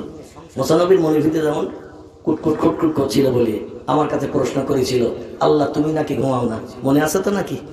আমার আল্লাহ বলেন আওয়ালাম তুমিন ইয়া মুসা ইবনে ইমরান, এই ইমরানের বেটা মুসা আমি ঘুমাই না, ওটা কি তোর বিশ্বাস হয় না? মুসা একটু চিন্তা ভাবনা করে বলছেন আল্লাহ কলু নাম ইয়া রব্বি, আল্লাহ তুমি ঘুমাও না ওটা আমার বিশ্বাস হয়। মুসা নবী বলছে কলু নাম ইয়া রব্বি, আল্লাহ তুমি ঘুমাও না ওটা আমার বিশ্বাস হয়। আল্লাহ বলেন বিশ্বাস হয় তাহলে আবার জিজ্ঞাসা করলি কেন? হ্যাঁ তো বিশ্বাস হয় তো আবার প্রশ্ন করলি কেন? মুসা বলছে মনের ভিতরে কুটকুট করে, তাই কি করে? কুটকুট করে। তাফসীরে কারকার লিখেছেন একজন পয়গম্বর প্রশ্ন করে আল্লাহর কাছে জানতে চেয়ে বলছেন আমার মনের ভিতরে কুটকুট করে, আর একজন প্রশ্ন করে বলছে আল্লাহ আমার মনের ভিতরে কুটকুট করে। আল্লাহ বলো তোর মতো কুটকুটে ব্যারামওয়ালা পয়গম্বর দিয়ে আমি মিশর সিরিয়ার দেশে দিনের কাজ করাবো না, তোর মনের ভিতরে কুটকুটে ব্যারাম থাকবে, আর তারে দিয়ে আমি দিনের কাজ করাবো, ও কাজে সফল হবে না। এজন্য তোর কুটকুটে ব্যারাম আগে দূর করবো, তারপরে আমি আমার দিনের কাজ তোর দিয়ে করাবো। এ পয়গম্বর আমি ঘুমাই না ভালো থাকি এটা তুই বিশ্বাস করছি বলছিস, তবে তোর মনের ভিতরে কুটকুট করে। আল্লাহ বলছেন কেন কুটকুট করে? বলে যে ঘুমায় না, বিশ্রাম নেয় না, সে তো ম্যাড হয়, পাগল হয়। তো তুমি তো সারা জীবন ঘুমাও না, তাহলে তুমি কোন হসপিটালে যাও, কোন নার্সিং হোমে যাও, কি ওষুধ খাও, কোন ডাক্তার দেখাও, এই নিয়ে আমার মনের ভিতরে কুটকুট করে। আল্লাহ বলছেন এ মুসা আমি আল্লাহ ডাক্তারখানায় যাই না, ওষুধ খাই না, কোনো জায়গায় হসপিটালে ভর্তি হই না, নার্সিং হোমে যাই না, আমি আল্লাহ ভালো থাকি, এটা তুই দেখবি না শুনবি? আল্লাহ বলছেন এটা দেখবি না শুনবি? মুসা নবী একটু চিন্তা ভাবনা করে বলছে আল্লাহ গল্প শোনার থেকে চোখে দেখা ভালো। কি বললো? গল্প শোনার থেকে চোখে দেখা ভালো। তাহলে প্রশ্নের প্রতি উত্তর মুসা ঠিক দিয়েছে না ভুল দিয়েছে? পয়গম্বর হলো আল্লাহর পরের স্টেজের জ্ঞানী, চারটেখানি ব্যাপার না। পয়গম্বর বলছে গল্প শোনার থেকে চোখে দেখা ভালো। আচ্ছা আমাদের কাছে কেউ যদি আজগবি গল্প করে, গল্প শুনে আমরা মনে মনে চিন্তা করি সেই তো সত্যি কি মিথ্যে, এখন ওটা বাস্তবে দেখলে আর সন্দেহ থাকবে? সন্দেহ থাকবে না। এই জন্য গল্প শোনার থেকে অনেকে চোখে দেখতে চায়। আল্লাহ বললেন চোখে যদি দেখতে চাস, আমি ঘুমাই না ভালো থাকি, হসপিটালে যেতে হয় না, নার্সিং হোমে যেতে হয় না, ডাক্তার দেখাতে হয় না, মেডিসিনের দোকানে ওষুধ কিনে আমার তোদের মতো গিলে গিলে খেতে হয় না, আমি সবসময় ভালো থাকি, দেখতে যখন চাস ইজহাবিল আল বাইত, বেরিয়ে পড় ঘর থেকে, ইখরিজ বাবাকা ইয়া মুসা ইবনে ইমরান, ঘরের দরজা দিয়ে বেরিয়ে পড়, ইযহাব ইলা জালাল, ওই যে তোর বাড়ির সামনে উঁচু পাহাড়, ওই পাহাড়ি এলাকায়। মুসা বলে যেখানে বলবেন সেখানে যাবো, তবে বাস্তবে দেখবো তুমি না ঘুমিয়ে কিরম ভালো থাকো। ও ঘর থেকে বেরিয়ে পড়েছে, বিবিরে বললো যাচ্ছি, আল্লাহ ঘুমায় না কিরম ভালো থাকে দেখার জন্য পাহাড়ি এলাকায় যেতে বলেছে, যাচ্ছি। স্ত্রী বললো কেমন দেখো, তুমি তো আগে একদিন তুর পাহাড়ে আল্লাহ দেখতে যেয়ে 4 দিন 4 রাত বেহুশ হয়ে পড়েছিলে। আল্লাহরে দেখতে যেয়ে একদিন তুর পাহাড়ের কিনারায় লাইট উপরের থেকে এসেছে, চোখে পড়েছে, আর সামনেও পড়নে পিছনে শীতপতা নিয়ে পড়ে গেলে 4 দিন 4 রাত বেহুশ হয়ে পড়েছিলে। আমি মনে মনে ধারণা করছিলাম অন্য জায়গায় বিয়ে করে বোধহয় ঘর জামাই রয়ে গেছো, বাড়ি আর ফেরো না, নতুন স্ত্রী পেয়েছো, ঘর জামাই রয়ে গেছো, বাড়ি আর আসো না, দুশ্চিন্তায় ছিলাম। 4 দিন পরে বাড়ি ফিরে আসার পর আমার সন্দেহ কেটে গেল যে আমার স্বামী আসলে বিয়ে টিয়ে করেনি, ও বেহুশ হয়ে পাহাড়ের কিনারা করেছিল বলে 4 দিন বাড়ি আসে। পয়গম্বর কি স্ত্রী বলছেন, আল্লাহর সেদিন দেখলে কি বলে একটা লাইট এসে চোখে লেগেছিল, চোখ ধাঁধা লেগে আমি বেহুশ হয়ে পড়ে গিয়েছিলাম। আর বলে আজকে আল্লাহ ঘুমায় না ভালো থাকে, এই জন্য আমাকে যেতে বলেছে, আল্লাহ সরাসরি এসে বোধহয় চেহারা আমার দেখাবে, আজকের কলিজা ঠান্ডা হবে। এতদিন তো লাইট দেখে আমি পাওয়ার অহংকার করেছিলাম। এখন আল্লাহ ডেকে বললেন কুমিয়া মুসা ইবনে ইমরান, হে ইমরানের বেটা মুসা একটু দাঁড়িয়ে যা, আমি ভালো আছি দেখার জন্য পাগল পারা হয়ে তুমি তো আমার কথার মর্যাদা দিয়ে দৌড়াতে শুরু করেছো, দাঁড়াও দাঁড়াও। মুসা বলে আল্লাহ তুমি ভালো থাকো দেখাবে না, এই জন্য আমার আবার বাড়ি ফিরে যেতে বলছে। আল্লাহ বলে লা ইয়া আইয়ুহান নবী, ও পয়গম্বর না না না, আমি তোরে বাড়ি ফিরে যেতে বলছি না। ব্যাপার হলো একটি, আমার সঙ্গে সাক্ষাৎ করতে আসবে পাহাড়ের কিনারায়, আমি ভালো আছি না খারাপ, শরীর ভালো না খারাপ, দেখার জন্য তোমার পাহাড়ের কিনারে আসতে বললাম। তো আসার সময় তুমি খালি হাতে না এসে 1 গ্লাস ঠান্ডা পানি একটু নিয়ে এসো। কি নিয়ে এসো? ঠান্ডা পানি 1 গ্লাস নিয়ে এসো। মুসা বলে এতদিন ধারণা করতাম আল্লাহ খায় না, এখন আল্লাহ পানি চেয়েছে মানে বোধহয় আল্লাহ পানিও খায়। জোরে বলি নাউজুবিল্লাহ। মুসা বলে আল্লাহ পানি নিয়ে যেতে হবে 1 গ্লাস। আল্লাহ বলে নাম ইয়া আইয়ুহান নবী, আমার পয়গম্বর গো, হ্যাঁ তবে মেলামাইনের গ্লাসে পানি আনলে চলবে না, স্টিলের গ্লাসে চলবে না, কাঁসার গ্লাস চলবে না, পিতলের গ্লাস চলবে না, মাটির কড়া চলবে না। ও মুসা কাঁচের গ্লাসে করে পানি আনতে হবে। কিসের গ্লাস? কাঁচের গ্লাসে করে পানি আনতে হবে, কাঁচের গ্লাস ছাড়া কিন্তু চলবে না। মুসা বলে আমাদের দেশে ছেলে মেয়ে দেখাশোনা হলেই তো কাঁচের গ্লাস ব্যবহার করা হয়, এখনো কাঁচের গ্লাসের মর্যাদা আছেন না। বাড়িতে নতুন অতিথি আত্মীয় স্বজন যদি আসে, ছেলে মেয়ে দেখার একটা উৎসব চলে, সব গ্লাস রিজেক্ট করে দিয়ে কাঁচের গ্লাস বার করা হয়। কাঁচের গ্লাসের একটা সম্মান আলাদা, আর কাঁচটা যদি স্বচ্ছ হয়, ওর ভিতরে মিনারেল ওয়াটার ভালো পানি যদি দেওয়া হয়, পিপাসা না লাগলেও বলে 1 চুমুক খাই। স্বচ্ছ কাঁচের গ্লাসের পানি দেখলে পিপাসা না লাগলেও গ্লাসটার মর্যাদা দেওয়ার জন্য ধরে নিয়ে 1 গ্লাসে একটু ঢোক মারারও ইচ্ছা হয়। আল্লাহ বলেন কাঁচের গ্লাসে করে 1 গ্লাস পানি আনো। মুসা ঘরে ফিরে যেয়ে বলছে, এ শোয়েব নবীর কন্যা বিবি সবুরা। সবুরা বলছে না নিয়ে যাও জি। বলুন কি খবর? বলে তাড়াতাড়ি করে একটা কাঁচের গ্লাস মেজে ঘষে পরিষ্কার করে 1 গ্লাস পানি দিই। আল্লাহ অতিথি হবে আমার কাছ থেকে গ্লাসের পানি নিয়ে বোধহয় পিপাসার পানি পান করবে। সে আরশ কুরসি থেকে আসবে পৃথিবীতে পাহাড়ের কিনারায়, একটা লম্বা দুরন্ত পথ, আসতে তো পিপাসা লাগাই স্বাভাবিক, আর আমার হাতের পানি পান করে আল্লাহ বোধহয় পিপাসা মিটাবে। একটু ভালো করে পরিষ্কার করে দিস যেন অপছন্দ না হয়। স্ত্রী কাঁচের গ্লাস মেজে ঘষে পরিষ্কার করে 1 গ্লাস ঝর্ণার পানি দিয়ে দিলেন। মুসা নবী পানির গ্লাস হাতে করে নিয়ে রওনা দিয়েছেন সেই পাহাড় এলাকায়। যেতে যেতে পাহাড়ের কাছাকাছি চলে গেছেন, হঠাৎ দেখে পাহাড়ের উপর থেকে একটা লম্বা পাথর, বড় আকারের লম্বা পাথর সরসর করে সরে এসে পাহাড়ের ধার দিয়ে যে রাস্তা, ওই রাস্তার উপরে পাথর এসে বিছিয়ে পড়ে গেছে। পাথরটা এইভাবে রাস্তার উপরে পড়েছে, সাইড দিয়ে যাওয়ার জায়গা নাই, যেতে গেলে পাথরের উপর দিয়ে যেতে হবে। মানে এমন ভাবে পাথরটা উপর থেকে এসে গড়িয়ে তলায় এসে পড়েছে, পাথরের উপর দিয়ে যাওয়া ছাড়া পাশ দিয়ে যাওয়ার রাস্তা নাই। 2 দিকে উঁচু পাহাড়। মুসা নবী চিন্তা ভাবনা নিল, পাথরটা যখন উপর থেকে নেমে এসে এই রাস্তা ঠিক করেছে, আমি পাথরের উপর দিয়ে যাই, কারণ আরো সামনে না গেলে তো আল্লাহর সঙ্গে সাক্ষাৎ হবে না। আর আল্লাহ বললেন এই পাহাড় এলাকায় আয়, এখন জায়গা পর্যন্ত না গেলে তো দেখা হবে না। এখন পাথরের উপর দিয়ে মুসা নবী যেই রওনা দিয়েছেন, হাফ পজিশনে যেই গেছেন, আল্লাহ বলছেন কুম ইয়া মুসা ইবনে ইমরান, হে ইমরানের বেটা মুসা দাঁড়িয়ে যা, দাঁড়া। মুসা বলে আল্লাহ আজ যেতে হবে না? আল্লাহ বলে না আজ যেতে হবে না। মুসা বলে তাহলে আমারই লাভ হলো, যদি আপনি না বলতেন আরো 2-4 কিলোমিটার আমার যেতে হতো, তা তুমি এগিয়ে আসবে, আমার একটু কষ্ট কম দেবে। সত্যি আল্লাহ তোমার দয়া মায়ার শেষ নাই, জোরে বলুন সুবহানাল্লাহ। মুসা বলে আল্লাহ তুমি ইচ্ছে করে আমার তো আরো 4 কিলোমিটার হাঁটতে বলতে পারতে, কিন্তু না বলে তুমি এই পাহাড়ের পাথরের উপরে আমরা দাঁড়াতে বলছো। আসলে ধুলার উপরে দাঁড়ালে তোমার পায়ে ধুলাটা লেগে যেতে পারে, তাই পাথরটা গড়িয়ে পড়েছে রাস্তায়, আর পাথরের উপরে আমি উঠে দাঁড়িয়েছি, আর তুমি এই পাথরের উপরে এসে বোধহয় দাঁড়াবে যাতে পায়ে ধুলো টলো না লাগে। আলহামদুলিল্লাহ, ভালো জিনিস, আমি পাথরের উপরে দাঁড়িয়ে থাকি। মুসা নবী পাথরের উপরে দাঁড়িয়ে দিয়েছে। 1 ঘন্টা যায়, 2 ঘন্টা যায়, 3 ঘন্টা যায়, আল্লাহ আসে না। মুসা বলে আল্লাহ আসতে দিয়ে কত জায়গায় বাধা পাচ্ছে, তা ঠিক আছে, কত সৃষ্টি আল্লাহর রাস্তায় অ্যাটাক করছে, সমস্যার কথা জানাচ্ছে, অসুবিধার কথা জানাচ্ছে, তাদের সমস্যা সব সমাধান করিয়ে তারপরে তো আল্লাহ আসবে আমার কাছে। সেখান থেকে আসতে গেলে তো কত বাধা, কত সৃষ্টির সম্মুখীন আল্লাহ হবে, তাদের সমস্যার সমাধান হবে। এজন্য আমার তো আজকের একটু ধৈর্য ধরতে হবে। এই জন্য মুসা বলে একটু কষ্ট করে দাঁড়ায়। সূর্য প্রচন্ড রৌদ্র তাপ দিচ্ছে, পাহাড়ের পাথর গরম হয়ে যে লু হাওয়া ছুটতে শুরু করেছে। পাহাড়ের পাথরগুলো যখন রৌদ্র পড়ে গরম হয়ে গেল, লু হাওয়া ছুটতে শুরু করেছে দুপুর রৌদ্রে। মুসা নবী পাথর উপরে দাঁড়িয়ে কাঁচের গ্লাস 1 গ্লাস পানি হাতে করে নি, দেহ দিয়ে ঘাম ঝরঝর করে গোসল করার মতো ঝরতে শুরু করেছে। মুসা বলে আল্লাহ আর 2-1 ঘন্টা দাঁড়াতে হয়, দাঁড়াবো, আপত্তি নাই, কিন্তু যদি আবহাওয়াটা একটু স্বাভাবিক হতো। এই প্রচন্ড রৌদ্র তাপ, দুপুর বেলা গরম, মানুষের পক্ষে অধৈর্য হয়ে যাচ্ছে, অসহ্য হয়ে যাচ্ছে। একটু ঠান্ডা আবহাওয়া হলে, মেঘলা হলে বড় ভালো হতো। আল্লাহ ডেকে বলে ইসরাফিল, এই ইসরাফিল আকাশে মেঘ জমা, ওয়ায়ানজালুস সামা, এই ইসরাফিল মেঘ জমিয়ে মেঘ থেকে পানি বর্ষণ কর। জোরে বলুন সুবহান। আল্লাহ 4 জন ফেরেশতাকে 4টি বড় কাজের দায়িত্ব দিয়ে রেখেছেন। একজন ফেরেশতার নাম হযরতে জিবরিল, আল্লাহ থেকে আসমানি কিতাব মানুষের কাছে পৌঁছানোর জন্য আর ওহীগুলো মানুষের কাছে বর্ণনার জন্য জিবরিলকে নিহিত করেছেন। আল্লাহর কথাগুলো মানুষের কাছে পৌঁছানোর জন্য জিবরিলকে আল্লাহ পাক ওহী হিসাবে নিহিত করে রেখেছেন। একজন ফেরেশতার নাম হযরতে মিকাইল, আল্লাহ তাকে মেঘ পরিচালনা করে পানি বর্ষণের দায়িত্ব দিয়েছেন। জোরে বলুন একটু সুবহানাল্লাহ। আল্লাহ ইচ্ছা করলে নিজের কুদরতি ক্ষমতায় হুকুমে সবকিছু করতে পারে, কিন্তু কিছু কিছু কাজের দায়িত্ব কিছু কিছু ফেরেশতাকে দিয়ে রেখেছেন, তারা কাজগুলো মেইনটেইন করে।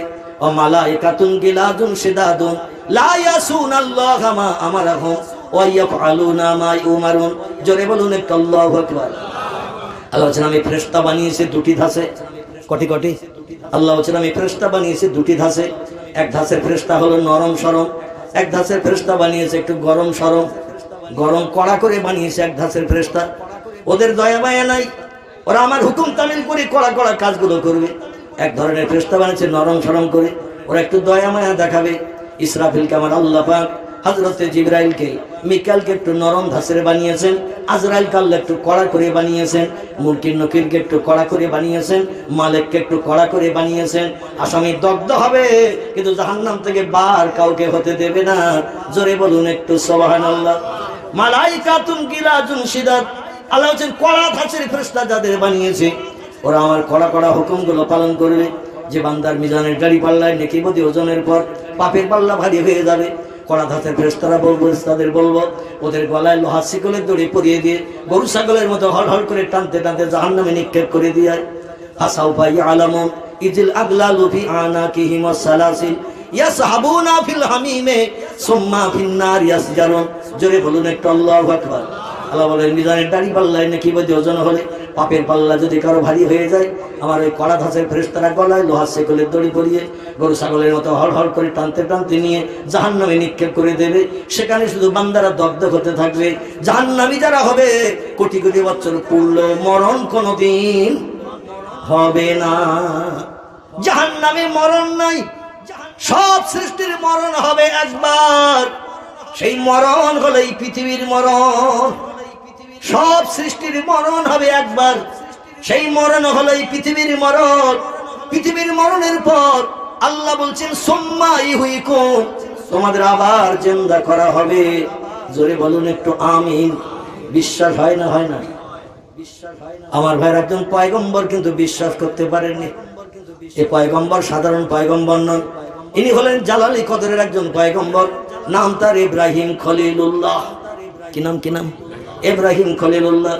আমার আল্লাহ ডেকে বলে আল্লাহ কাইফা তুহিল মাউতা ইয়া রাব্বি, আল্লাহ তুমি নাকি আবার পরে মরা জিন্দা করবে। আল্লাহ বললেন আওয়ালাম তুমিন ইয়া ইব্রাহিম, ইব্রাহিম আমি মরা জিন্দা করব ভবিষ্যতে, এটা কি তোর বিশ্বাস হয় না? ইব্রাহিম নবী ধন্দে পড়ে গেল, হ্যাঁ বলবো না না বলবো। আল্লাহ যদি মরা জিন্দা করতে পারে আর আমি যদি বলি আল্লাহ তুমি পারো না, তাহলে আমি তো বেঈমান হয়ে যাব। ইব্রাহিম একটু চিন্তা ভাবনা করে বললেন, কলু বালা ইয়া রব্বি, আল্লাহ তুমি মরা জিন্দা করতে পারো, আমার বিশ্বাস হয়। আল্লাহ বলেন, তাহলে আমারে প্রশ্ন করলি কেন? মুসা নবীরে যেমন আল্লাহ জিজ্ঞাসা করেছিল, ইব্রাহিম নবীর আল্লাহ জিজ্ঞাসা করলেন, তাহলে আমার কাছে প্রশ্ন করলি কেন? ইব্রাহিম নবী বললেন, মনের ভিতরে খুটখুট করে, তাই। কি করে? খুটখুট খুটখুট করে। আল্লাহ বলেন, তোর মতো খুটখুটে বেয়রামালারে দিয়ে মিশর সিরিয়ার দেশে বাবেলের দেশে দিনের দাওয়াতের কাজ চলবে না। খুটখুটে বেয়রামালা দিয়ে আমি কাজ পছন্দ করি না। তোর খুটখুটে বেয়ার আমাকে দূর করবো। তোর মনের ভিতরে খুটখুট কেন করে? ইব্রাহিম নবী বলছেন, আল্লাহ চোখের সামনে কত জীবজন্তু মারা যায়, কত জীবজন্তু আবার অন্য জীবজন্তু খেয়ে নেয়, খেয়ে নেওয়ার পরে আবার পায়খানা করে মলত্যাগ করে ফেলে দেয়। বর্ষার পানি হয়, পায়খানাগুলো সব ধুয়ে মাটির সঙ্গে মিশে যায়। কত জীবজন্তু এইভাবে দুনিয়া থেকে বিদায় হয়ে মাটির সঙ্গে মিশে গেল, পানির সঙ্গে মিশে গেল। আবার তুমি জিন্দা করবে কি করে? এই নিয়ে আমার মনের ভিতরে খুটখুট খুটখুট করে। চোখের সামনে অনেক জীবজন্তু গিলে খেয়ে নেয়, আবার খেয়ে নেওয়ার পরে উদারপূর্ণ করার পরে পায়খানা হয়ে মলদার দিয়ে বেরিয়ে যায়। পায়খানায় বর্ষার পানি হয়, ধুয়ে গলে সব একাকার হয়ে যায়। কত জীবজন্তু মারা যায়, মাটির সঙ্গে মিশে যায়, পচি গলে সব মাটি হয়ে যায়। তুমি আবার কি করে জিন্দা করবে? এই নিয়ে আমার মনের ভিতরে খুটখুট করে। আল্লাহ বলে, তোর মতো খুটখুটে বেয়রামালাকে দিয়ে দিনের কাজ পছন্দ করি না। এ পয়গম্বর, আমি তোর খুটখুটে বেয়রাম দূর করতে চাই। পয়গম্বর বলল, আল্লাহ তাহলে তো খুব ভালো হয়।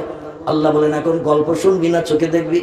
পয়গম্বর বলল, আল্লাহ আমি গল্প শুনে খুশি হতে পারবো না, খুটখুটে বেয়রাম যাবে না, তো একটু চোখে দেখালে আমি নিশ্চিন্ত হতে পারি। আল্লাহ বলেন, ইজহাবিল জাবাল, যদি নিশ্চিন্ত হতে চাস ঘর থেকে বেরিয়ে বড় ওই বাড়ির সামনে উঁচু পাহাড়টার উপরে ওঠির হারা শাখাইলা জাবাল, পাহাড়ের মাথায় ওঠ। ইব্রাহিম নবী বলেন, যেখানে বলবে সেখানে যাব, তবে কি করে মরা জিন্দা করে আমার দেখে খুটখুটে বেয়রাম দূর করতে হবে। বাড়ি থেকে কিছু দূর বেরিয়ে গেছে। আল্লাহ বলেন, কুমিয়া ইব্রাহিম, একটু দাঁড়া। ইব্রাহিম দাঁড়িয়ে বলছেন, আল্লাহ তুমি মরা জিন্দা করতে পারবে না, তাই আবার দাঁড়াতে বলছেন। আল্লাহ বলে, লা ইয়া আইয়ুহান নবী, না না না, তা নয়। বলে, তাহলে আমি যেতে চাচ্ছিলাম পাহাড় এলাকায়, কেন নিষেধ করলেন, দাঁড়াতে বললেন? আল্লাহ বলছেন, ফের একটু বাড়ি যা। বাড়ি থেকে আসার সময় 4 রকম জীবন্ত জীব ধরে নিয়ে আয়। আমি নানি দাদির গল্প আপনাদের কাছে করছি না, তফসিরে মাফাতিহুল গায়ব, তফসিরে মাজিদ, তফসিরে রুহুল বায়ান, তফসিরে ইবনে কাসির থেকে আপনাদের কাছে তথ্য পরিবেশন করছি। আল্লাহ কোরআন শুনতে ভালো লাগে না? লাগে না?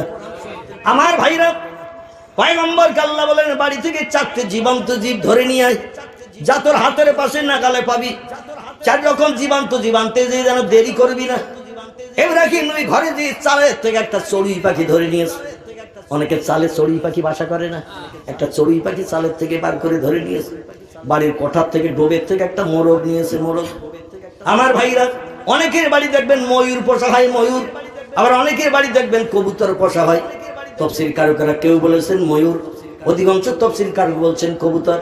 বাড়িতে কবুতর পোষে অনেকে। কবুতরের বাসা থেকে টপ থেকে একটা কবুতর ধরে নিয়েছেন। 3 রকম ধরে নেওয়ার পরে চড়ুই পাখি নিল, মোরগ নিল, কবুতর নিল, 4 রকম আর খুঁজে পাচ্ছে না। কি করি? আমার আল্লাহ ডেকে বলে, মাহালুকা মাকবালুকা ইয়া ইব্রাহিম, কি হলো? তোরে 4 রকম জীবন্ত জীব আনতে বললাম পাহাড়ের উপরে, এখনো কেন ঘর ছাড়িস না? ইব্রাহিম বলে, আল্লাহ 3 রকম হাতের কাছে নাগালে পেয়েছি, টপ টপ করে ধরে নিস। আরেক রকম পাচ্ছি না, তাই যেতে পাচ্ছি না। আল্লাহ বলে, তোর বাড়ি বকরি, ছাগল, ভেড়া, দুম্বা আছে না নাই? অধিকাংশ পয়গম্বরেরা উট, ভেড়া, দুম্বা, ছাগল চড়িয়েছে। জোরে বলুন একটু সুবহানাল্লাহ। এজন্য নবী মুহাম্মদ রাসূলুল্লাহ বলছেন, কোন ব্যক্তি যদি ছাগলের দড়িতে হাত দেওয়াকে অস্বীকার করে, ইনকার করে, হেনাত করে, গরুর দড়িতে হাত দেওয়া যদি অস্বীকার করে, ইনকার করে, নিন্দনীয় দৃষ্টিকটু মনে করে, হাসরের মাঠে তার সঙ্গে আমার কোনো সম্পর্ক থাকবে না। কারণ আমি রাসূল 7 থেকে 8 বছরের মতো মক্কা নগরীতে ধনীদের উট, ভেড়া, দুম্বা চড়িয়েছি মাঠে মাঠে। আমার দুধমা হালিমার ঘরে থাকতে 6 বছরের মতো বয়স্ক হওয়া পর্যন্ত দুধমা আব্দুল্লাহ কিনে মাঠে উট, ভেড়া, বকরি চড়িয়েছে। যদি আমার সুন্নত মনে করে কোনো ব্যক্তি ছাগলের দড়ি ধরে নিয়ে রাস্তার ধারে একটু খোঁটাটা মেরে দেয়, ছাগলের দড়িটা খোঁটাটা তুলে নিয়ে বাড়ি এনে খুঁটিতে বেঁধে দেয়, সে আমি মুহাম্মদ আমার সুন্নত পালন করলো। মান তামাসসাকা বিসুন্নতি ইনদা ফাসাদি উম্মতি ফালাহু আজরু মিআতা শহীদেন। চিল্লায়ে বলুন একটু আল্লাহু আকবার, একটু জোরে বলুন আল্লাহু আকবার। আল্লাহর নবী বলছেন, আখিরি জামানার সেই যুগে কোন একজন ব্যক্তি আমার একটা সুন্নত ভালোবেসে পছন্দ করে বাস্তব জীবনে যদি আমল করে কবরে কবরস্থ হয়, আমি মুহাম্মদ রাসূলুল্লাহ বলছি, আল্লাহ পাক হাসরের মাঠে তাকে 100 শহীদের মর্যাদা দিয়ে হিসাব নিকাশবিহীন জান্নাত হালাল বানিয়ে দেবে। নারায়ে তাকবীর। গরুর দড়িতে হাত দেওয়া ভালো না খারাপ? ছাগলের দড়ি ধরে নিয়ে রাস্তার ধারে ফটা পতা আবার তুলে নিয়ে বাড়ি আসা ভালো না খারাপ? ছতলা বাড়ি আছে বলে, 4খানা গাড়ি আছে বলে, 20 কোটি টাকা আছে বলে এহনাত এনকার করলে, নিন্দনীয় কাজ মনে করলে কিন্তু হাসরে বিপদ আছে। আমার ভাইরা, আল্লাহ নবীর টোটাল জীবন আদর্শটাই হলো আমাদের সুন্নত। যে লোকটি সুন্নত মনে করি নবীর আদর্শ বাস্তবে রূপদান করবে, হাটে মাঠে পথে রাস্তাঘাটে যেখানে যায় মাথায় টুপিটা দিয়ে গেল, কালো চুল ঢেকে চলে গেল, জামার বাড়ি শ্বশুর বাড়ি গেল টুপি মাথায় দিয়ে গেল, হাটে মাঠে পথে জামার বাড়ি শ্বশুর বাড়ি বিয়ে বাড়ির অনুষ্ঠানে গেল, মুখের দাড়িতে খুরকেছে লাগালো না। এখন আমাদের ছেলেরা দেখবেন বিয়ে বাড়ির অনুষ্ঠান যদি হয়, সেদিন আগে যেয়ে ঝাঁপে বাড়ি মারে, তাড়াতাড়ি ঝাঁপ তোল ভাই। বলে কি হয়েছে? বলে বন্ধুর বোনের বিয়ে নিমন্ত্রণ হয়েছে গতকাল, তাড়াতাড়ি করে একটু টেনে দে। বলে 7 দিন আগে তো তোমার দাড়ি কেটে দিস। বলে আবার বন্ধুর বোনের বিয়ে, সেখানে কত লাল হলুদ আসবে, আর আমার এই 2 সাবালিতে একটু কালো কালো গোড়া গোড়া বেরিয়েছে, অনেক মেয়ে পছন্দ করবে না। 7 দিন আগে টেনেছিস তো কি হয়েছে, 5 দিনের দিন আজকের আবার টান। দোকানদার দাড়ি কাটে আর মুসকে মুসকে হাসে আর বলে আল্লাহ ঘন ঘন যেন বিয়ের নেমন্তন্ন হয়, ঘন ঘন যেন বিয়ের নেমন্তন্ন হয়। আর 5 দিনের মাথায় যদি দাড়ি টানতে আসে, আমার সংসারের অচল হওয়ার সন্দেহ নাই। কারণ 20-50 তো পাবো, ও টেনে বাসুক বরুক আমার দেখার দরকার নাই, টেনে দিলেই তো 20-50 পাবো।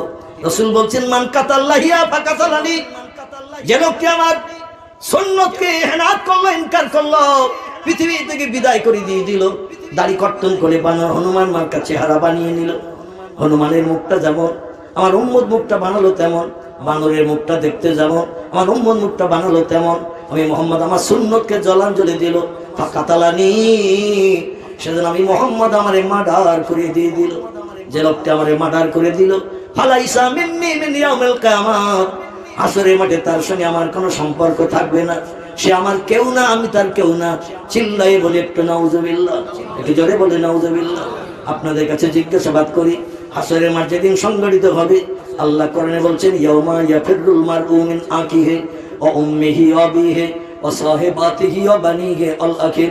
হাসরের মাঠ যেদিন সংগঠিত করব, কবর থেকে সবাইকে যেদিন উত্থাপিত করব, সে বাপ ছেলেরে চিনবে না, ছেলে বাপের কাছে পরিচয় দেবে না, মা মেয়েরে চিনবে না, মেয়ে মায়ের কাছে পরিচয় দেবে না, ভাই বোন কেউ কারোর সঙ্গে সম্পর্ক রাখবে না।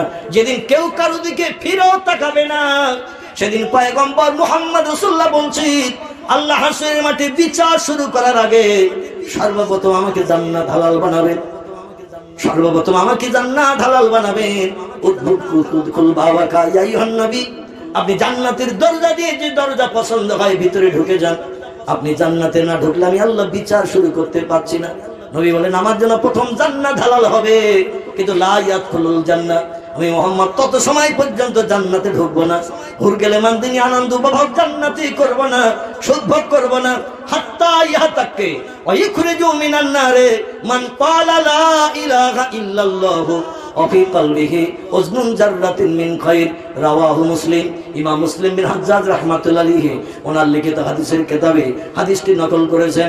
নবী বলছেন ওই মুহাম্মদ রাসূলুল্লাহ প্রথম জান্নাত হালাল হওয়া সত্ত্বেও আমি জান্নাতে ঢুকবো না তত সময় পর্যন্ত, যত সময় পর্যন্ত আমার একটা উম্মত জাহান্নামের আগুনে পুড়তে থাকবে। একটা উম্মত যত সময় জাহান্নামের আগুনে পুড়তে থাকবে, আমি মুহাম্মদ তত সময় জান্নাতে ঢুকবো না, হুর গেলে মানদিনে আনন্দ ফুর্তি করবো না, জান্নাতের সুখ ভোগ করবো না, তাকে জাহান্নাম থেকে টেনে বার করে জান্নাতে না ঢুকানো পর্যন্ত। জোরে বলুন একটু সুবহানাল্লাহ। সাহাবীরা বলেন নবীজি কেমন পর্যায়ের মানুষকে জান্নাতে ঢোকাবেন?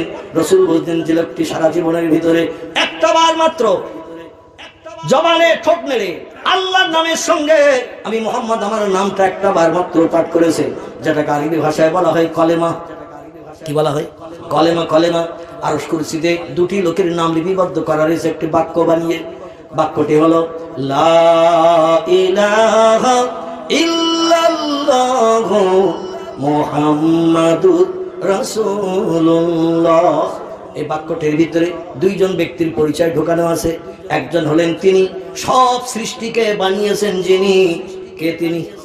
তিনি হলেন আল্লাহ সুবহানাহু ওয়া তাআলা। বাক্যের প্রথম অংশে আমার মাবুদের নাম লা ইলাহা ইল্লাল্লাহ, নেই কোনো প্রভু আল্লাহ ছাড়া।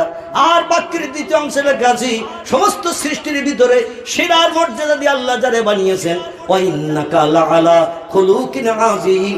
আল্লাহ বলেন যত সৃষ্টি আমি বানিয়েছি সমস্ত সৃষ্টির ভিতরে সেরার মর্যাদা দিয়ে যারে বানিয়েছে, যার নাম আমি আমার সত্য ধর্মগ্রন্থ কোরআনে কোট করে দিয়ে দিলাম, ওয়া মা মুহাম্মাদুন ইল্লা রাসূলুন ক্বাদ খালাত মিন ক্বাবলিহির রাসূল। চিল্লাই বলুন আল্লাহু আকবার। আল্লাহ বললেন দুনিয়ার মানুষ ওই মুহাম্মদ নামধারী একজন ব্যক্তিকে বিশ্ববাসীর কল্যাণের দায়িত্ব দিয়ে ওমা আরসালনাকা ইল্লা রাহমাতাল লিল আলামিন, দয়ার সাগর করুণাধার করে আমি মুহাম্মদ রাসূলুল্লাহকে বানিয়েছি বিপদগ্রস্ত ব্যক্তিদের বিপদে সাহায্য করবে। তাই জোরে বলুন একটু সুবহানাল্লাহ, জোরে বলুন একটু সুবহানাল্লাহ।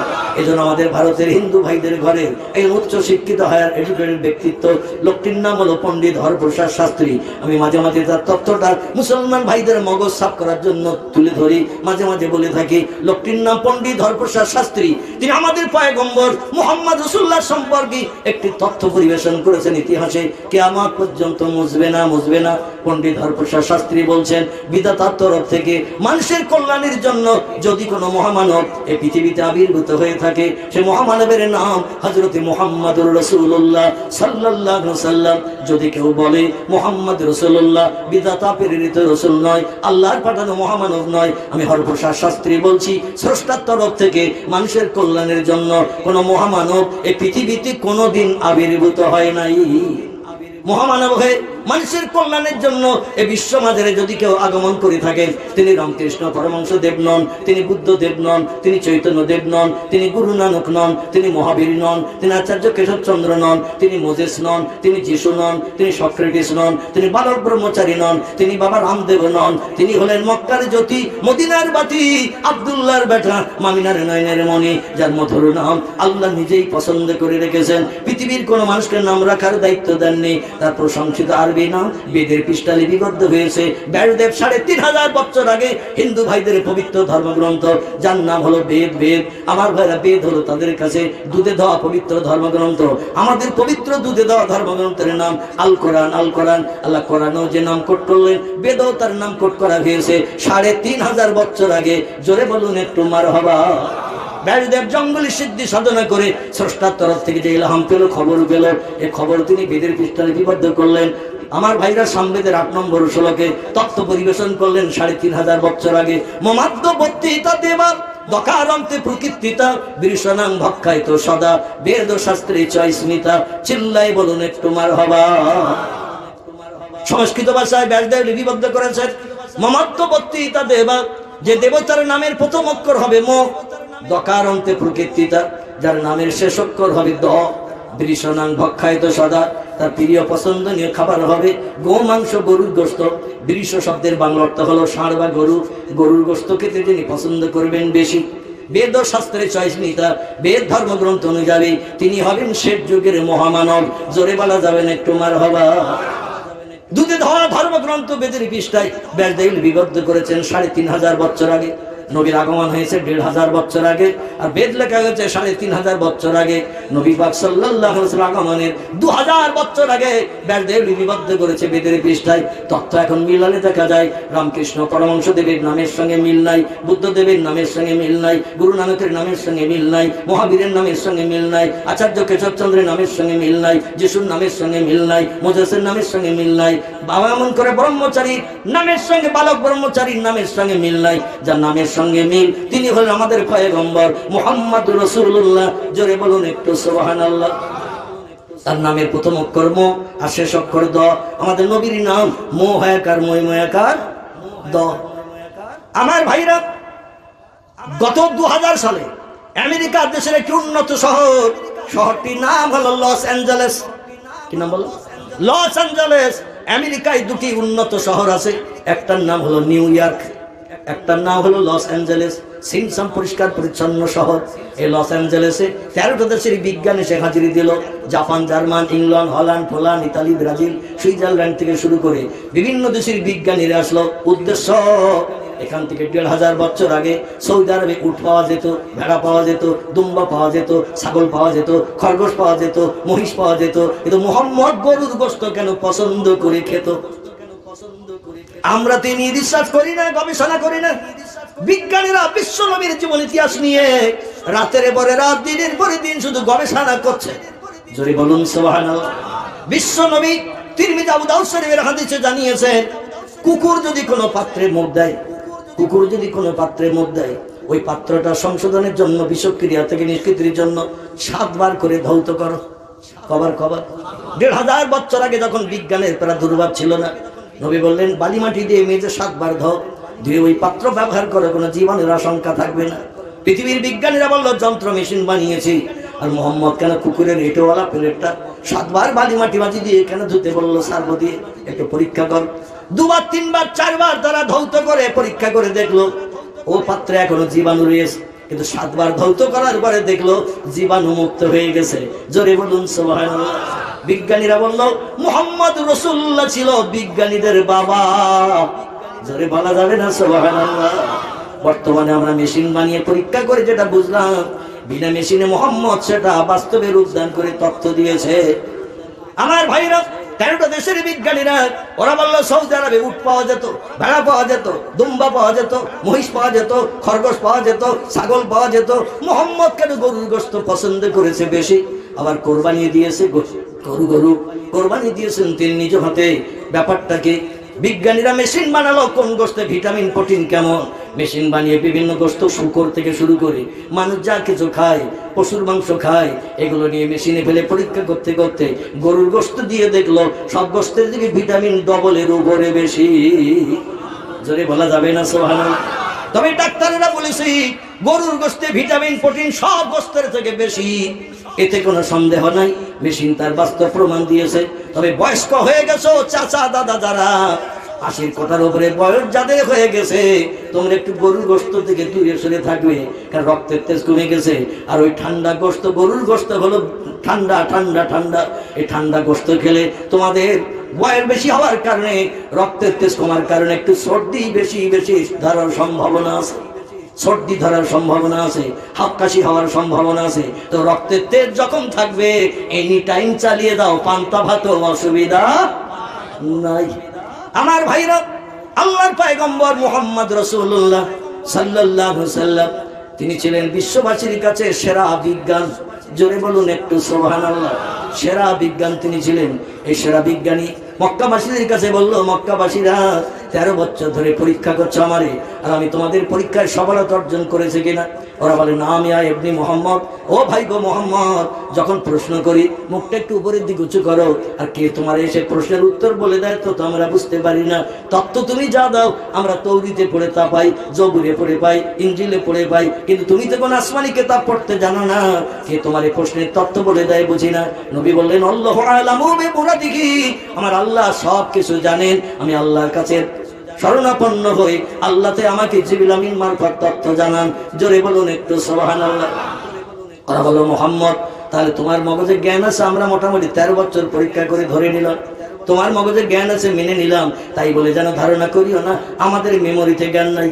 আমরা তৌরিত পড়তে জানি, জব্বুর পড়তে জানি, ইনজিল পড়তে জানি, সাহিত্য রচনা করতে পারি, কবিতা লিখতে পারি, মানুষের সমস্যার সমাধান আমরা করতে পারি। ও মুহাম্মদ, এজন্য তোমাকেও মান্যতা দিতে হবে, আমাদেরও মেমোরিতে জ্ঞান আছে। নবী বললেন তোমাদের মেমোরিতে জ্ঞান আছে, আমি অত সময় পর্যন্ত মান্যতা দেব না যত সময় আমার প্রশ্নের প্রত্যুত্তর তোমরা না দেবে। তোমরা 13 বছর ধরে প্রশ্ন করেছো, আর আমি রাসূল 13 বছর ধরে উত্তর দিয়েছি। এবার তোমাদের মেমোরিতে জ্ঞান আছে, আমি মুহাম্মদ মান্যতা দেব, আমার প্রশ্নের উত্তর দিতে হবে। ওরা বলল নাম ইয়া ইবনে মুহাম্মদ, যুক্তিটা তো সঠিক আছে, আমাদের মেমোরির জ্ঞান কম কি বেশি তুমি একটু যাচাই করতে চাইছো। রাসূল বললেন নাম ইয়া জাদ্দি ইয়া আম্মি ইয়া আখি, ও দাদারা, ও চাচারা, ও পাড়ার ভাইরা, হ্যাঁ হ্যাঁ আমি একটু তোমাদের মগজের জ্ঞান যাচাই করতে চাইছি। ওরা বলে মুহাম্মদ, তাহলে মা সালাকা ইয়া মুহাম্মদ ইবনে আব্দুল্লাহ, আব্দুল্লাহর বেটা মুহাম্মদ, তুমি কি প্রশ্ন করতে চাইছো? নবী বলছেন প্রশ্ন আমার যেটা ইচ্ছা হবে সেটা করব। ওরা বলল তাহলে একটা তথ্য তোমারে দিই। নবী বললেন কি তথ্য? বলে তুমি প্রশ্ন কঠিন করবে না সহজ করবে? প্রশ্ন তো 2 রকম হয়, একটা প্রশ্ন হয় কঠিন করা, একটা প্রশ্ন হয় সহজ। এখন তুমি কোনটা করবে? নবী বললেন যেটা বললে সেটা করব। ওরা বলল প্রথমে কড়া প্রশ্ন করো না, হোমলেস খেয়ে যাবো, একটু নরমাল নরম প্রশ্ন করো। দুটো পাঁচটা উত্তর দিলে আমরা স্বাভাবিক হয়ে যাব, তখন তুমি কঠিন করতে পারো। কারণ আমরা 13 বছর প্রশ্ন করেছি আর তুমি উত্তর দিয়েছো, আমাদের কাছে জ্ঞানী হিসাবে বিবেচিত হয়েছো। এবার তুমিও প্রশ্ন করো, আমরাও জ্ঞানী হিসাবে বিবেচিত হই। তোমারও মেমোরিতে যেমন জ্ঞান আছে আমাদেরও আছে, আমরা উভয় সমান পারদর্শী, একটু প্রমাণ হোক। নবী বললেন তাহলে প্রশ্ন কড়া করবো না সহজ? বলে একটু সহজ করো। নবী বললেন তাহলে সহজ দিয়ে শুরু করি। ওরা বলল নাম হয়। আল্লাহ নবী বললেন তাহলে শোনো, ও পাড়ার দাদারা, চাচারা, ভাইরা, আমি প্রথম প্রশ্ন করি তোমাদের কাছে, এতদিন তো করি নাই, 13 বছর ধরে শুধু প্রশ্নের উত্তর দিয়েছি, আমি কোনোদিন প্রশ্ন করি নাই। আজকের প্রথম একটু সহজ প্রশ্ন করি। বলো তো পৃথিবীর কোন দেশের কোন জায়গাটা মাঝখান? নবী প্রথম প্রশ্ন করছেন, বলো তো পৃথিবীর কোন দেশের কোন জায়গাটা মাঝখান? প্রশ্ন শুনে মক্কাবাসীরা হো হো করে হেসে উঠেছে। নবী বললেন, ও চাচারা, দাদারা, ভাইরা, হাসলে কেন? বলে সহজ প্রশ্ন করতে বলেছি বলি এত সহজ। সহজ প্রশ্ন করতে বলেছি বলি এত সহজ। নবী বললেন কিরকম সহজ? বলে যেখানে দাঁড়িয়ে আছে এই জায়গাটা পৃথিবীর মাঝখান। এত সহজ প্রশ্ন তো মানুষের কাছে করে না। নবী বললেন বুঝলে কি করে এই জায়গাটা মাঝখান? বলে চতুর্দিকে আকাশ নেমে গেছে, এই জায়গাটা সব থেকে উঁচু। চতুর্দিকে আকাশ নেমে গেছে, এই জায়গাটা সব থেকে উঁচু। যে জায়গাটা উঁচু হয় সেই জায়গাটা মাঝখান হয়। নবী বললেন তোমাদের কথা বলতে তাই যদি হয়, চল ইজহাবেল আল মিনা, এই মক্কা নগরী থেকে পূর্ব দিকে মিনা ময়দান বলে একটা জায়গা আছে, 6 কিলোমিটার রাস্তা, চলো না একটু সেখানে যাই। ওরা বলে ইজহাবিয়া মোহাম্মদ, তুমি গেলে আমরাও যাব। নবী ওদের সাথে করে নিয়ে মিনা ময়দানে গেলেন। ইব্রাহিম নবী যেখানে ছেলেকে কোরবানি দিতে নিয়ে গিয়েছিলেন, ওইখানে যে এবার বলছে, এবার বলো তো মাঝখান কোন জায়গা? ওরা মিনায় যে উপরের দিকে তাকিয়ে বলল মোহাম্মদ, মক্কার পাহাড়ি এলাকায় ঠিক লাইন বুঝতে পারিনি, এই জায়গায় ফাঁকা জায়গায় এসে দেখছি এই জায়গাটা মাঝখান, আকাশ চতুর্দিকে নেমে গেছে, এই জায়গাটা সব থেকে উঁচু। নবী বললেন তাহলে তোমাদের কথার তো পরিবর্তন হয়। বলে আগের ব্যাপারটা মক্কায় গায়ে গায়ে পাহাড় ছিল, এই জন্য সঠিক তথ্য দেওয়া যায়নি, এখানে একটু এলাকা ফাঁকা দেখেই বোঝা গেল এই জায়গাটা মাঝখান। নবী বললেন তাই যদি হয় ইজহাবিল আল আরাফাত, চল এখান থেকে 14.5 কিলোমিটার দূর একটু আরাফাতের মাঠে যাই, ওখানে একটু গেলে ভালো তথ্য পাওয়ার সুবিধা হবে। আল্লাহ নবী ওদের সাথে করে নিয়ে আরাফাতের ময়দানে চলে গেলেন। যে বলে এখানে পাহাড় আছে, তবে দূরে দূরে রয়েছে, বিশাল প্রশস্ত একটা জায়গা। এবার বলো তো মাঝখান কোন জায়গা? আরাফাত দিয়ে চতুর্দিকে তাকিয়ে উপরের দিকে তাকিয়ে বলছে মোহাম্মদ, প্রথমটা মাঝখান না, দ্বিতীয়টা মাঝখান না, এই জায়গাটাই হলো পৃথিবীর মাঝখান। নবী বললেন বুঝলে কি করে? বলে বহুত দূরে নজর করে তাকিয়ে দেখছি আকাশ অনেক দূর দিয়ে নিচে নেমে গেছে, আর এই জায়গাটা সব থেকে উঁচু। নবী বললেন তাহলে তোমরা তো 3 জায়গার নাম বললে, মাঝখান তো 3 জায়গা হয় না, যেখানে একটা জায়গা হওয়া উচিত। ওরা বলে মোহাম্মদ কথাটা ঢেকে। নবী বললেন এক কাজ করো, তোমাদের আপনজন বন্ধু বান্ধব যারা আছে, ইয়ামানে আছে, কুফায় আছে, বসরায় আছে, সিরিয়ায় আছে, দামেস্কাসে আছে, রিয়াদে আছে, দূর দেশে যারা বন্ধু বান্ধব আছে তাদের কাছে একটু জিজ্ঞাসাবাদ করো, তারা আবার অন্য কোনো জায়গার নাম বলে কিনা। বিদেশি বন্ধু বান্ধবদের কাছে খবর দেয়া হলো, তোমরা কি বলতে পারো পৃথিবীর মাঝখান কোন দেশের কোন জায়গা? ওরা যেখানে খবর পায় তারা বলে আমাদের দেশের এই জায়গাটা পৃথিবীর মাঝখান। যে দেশের মানুষের কাছে খবর দেয়া হয় তারা বলে পৃথিবীর মাঝখান আমাদের দেশের এই জায়গাটা। 2-3 দিন 4 দিন হয়ে গেল, পয়গম্বর মোহাম্মদ রাসূলুল্লাহ বললেন কই তো তোমাদের বন্ধু বান্ধবদের খবর তো আমারে শোনালে না। বলে মোহাম্মদ খবর আর শুনতে হবে না। নবী বলছেন কিসে কি অসুবিধা হলো? বলে যে দেশে খবর পাঠায় তার ওদের দেশের জায়গাটা মাঝখান বলে, আমাদের মক্কার নাম একটা বারো তারা করে না, এই জন্য মাঝখানের নাম বিভিন্ন দেশের বিভিন্ন জায়গার নাম বলে। নবী বললেন এবার তোমরা বলো মাঝখান কটা জায়গা হওয়া উচিত? ওরা বললো মোহাম্মদ মাঝখান তো একটা জায়গা হওয়া উচিত। নবী বললেন তাহলে সহজ প্রশ্ন করলাম, উত্তর দিতে পারলে না, আর কড়া প্রশ্ন করলে তোমরা দেশে থাকবে না, পালিয়ে যাবে। যদি আমি কড়া প্রশ্ন করি তোমরা দেশে থাকবে না, পালিয়ে যাবে। ওরা এক জায়গায় যে খুশখাস করে বলছে মোহাম্মদ ধরো আমরা প্রশ্নের উত্তর দিতে পারলাম না, ফেল করেছি, তবে তুমি যখন প্রশ্ন করেছো তুমি কি পারো কোন জায়গা পৃথিবীর মাঝখান উত্তর দিতে? ও মোহাম্মদ তুমি কি পারো পৃথিবীর কোন জায়গা মাঝখান? আল্লাহ নবী ডেকে বললেন এ মক্কাবাসীরা, আমি মোহাম্মদ প্রশ্নের উত্তর জানি বলেই তোমাদের কাছে প্রশ্ন করেছি। জোরে বলুন একটু।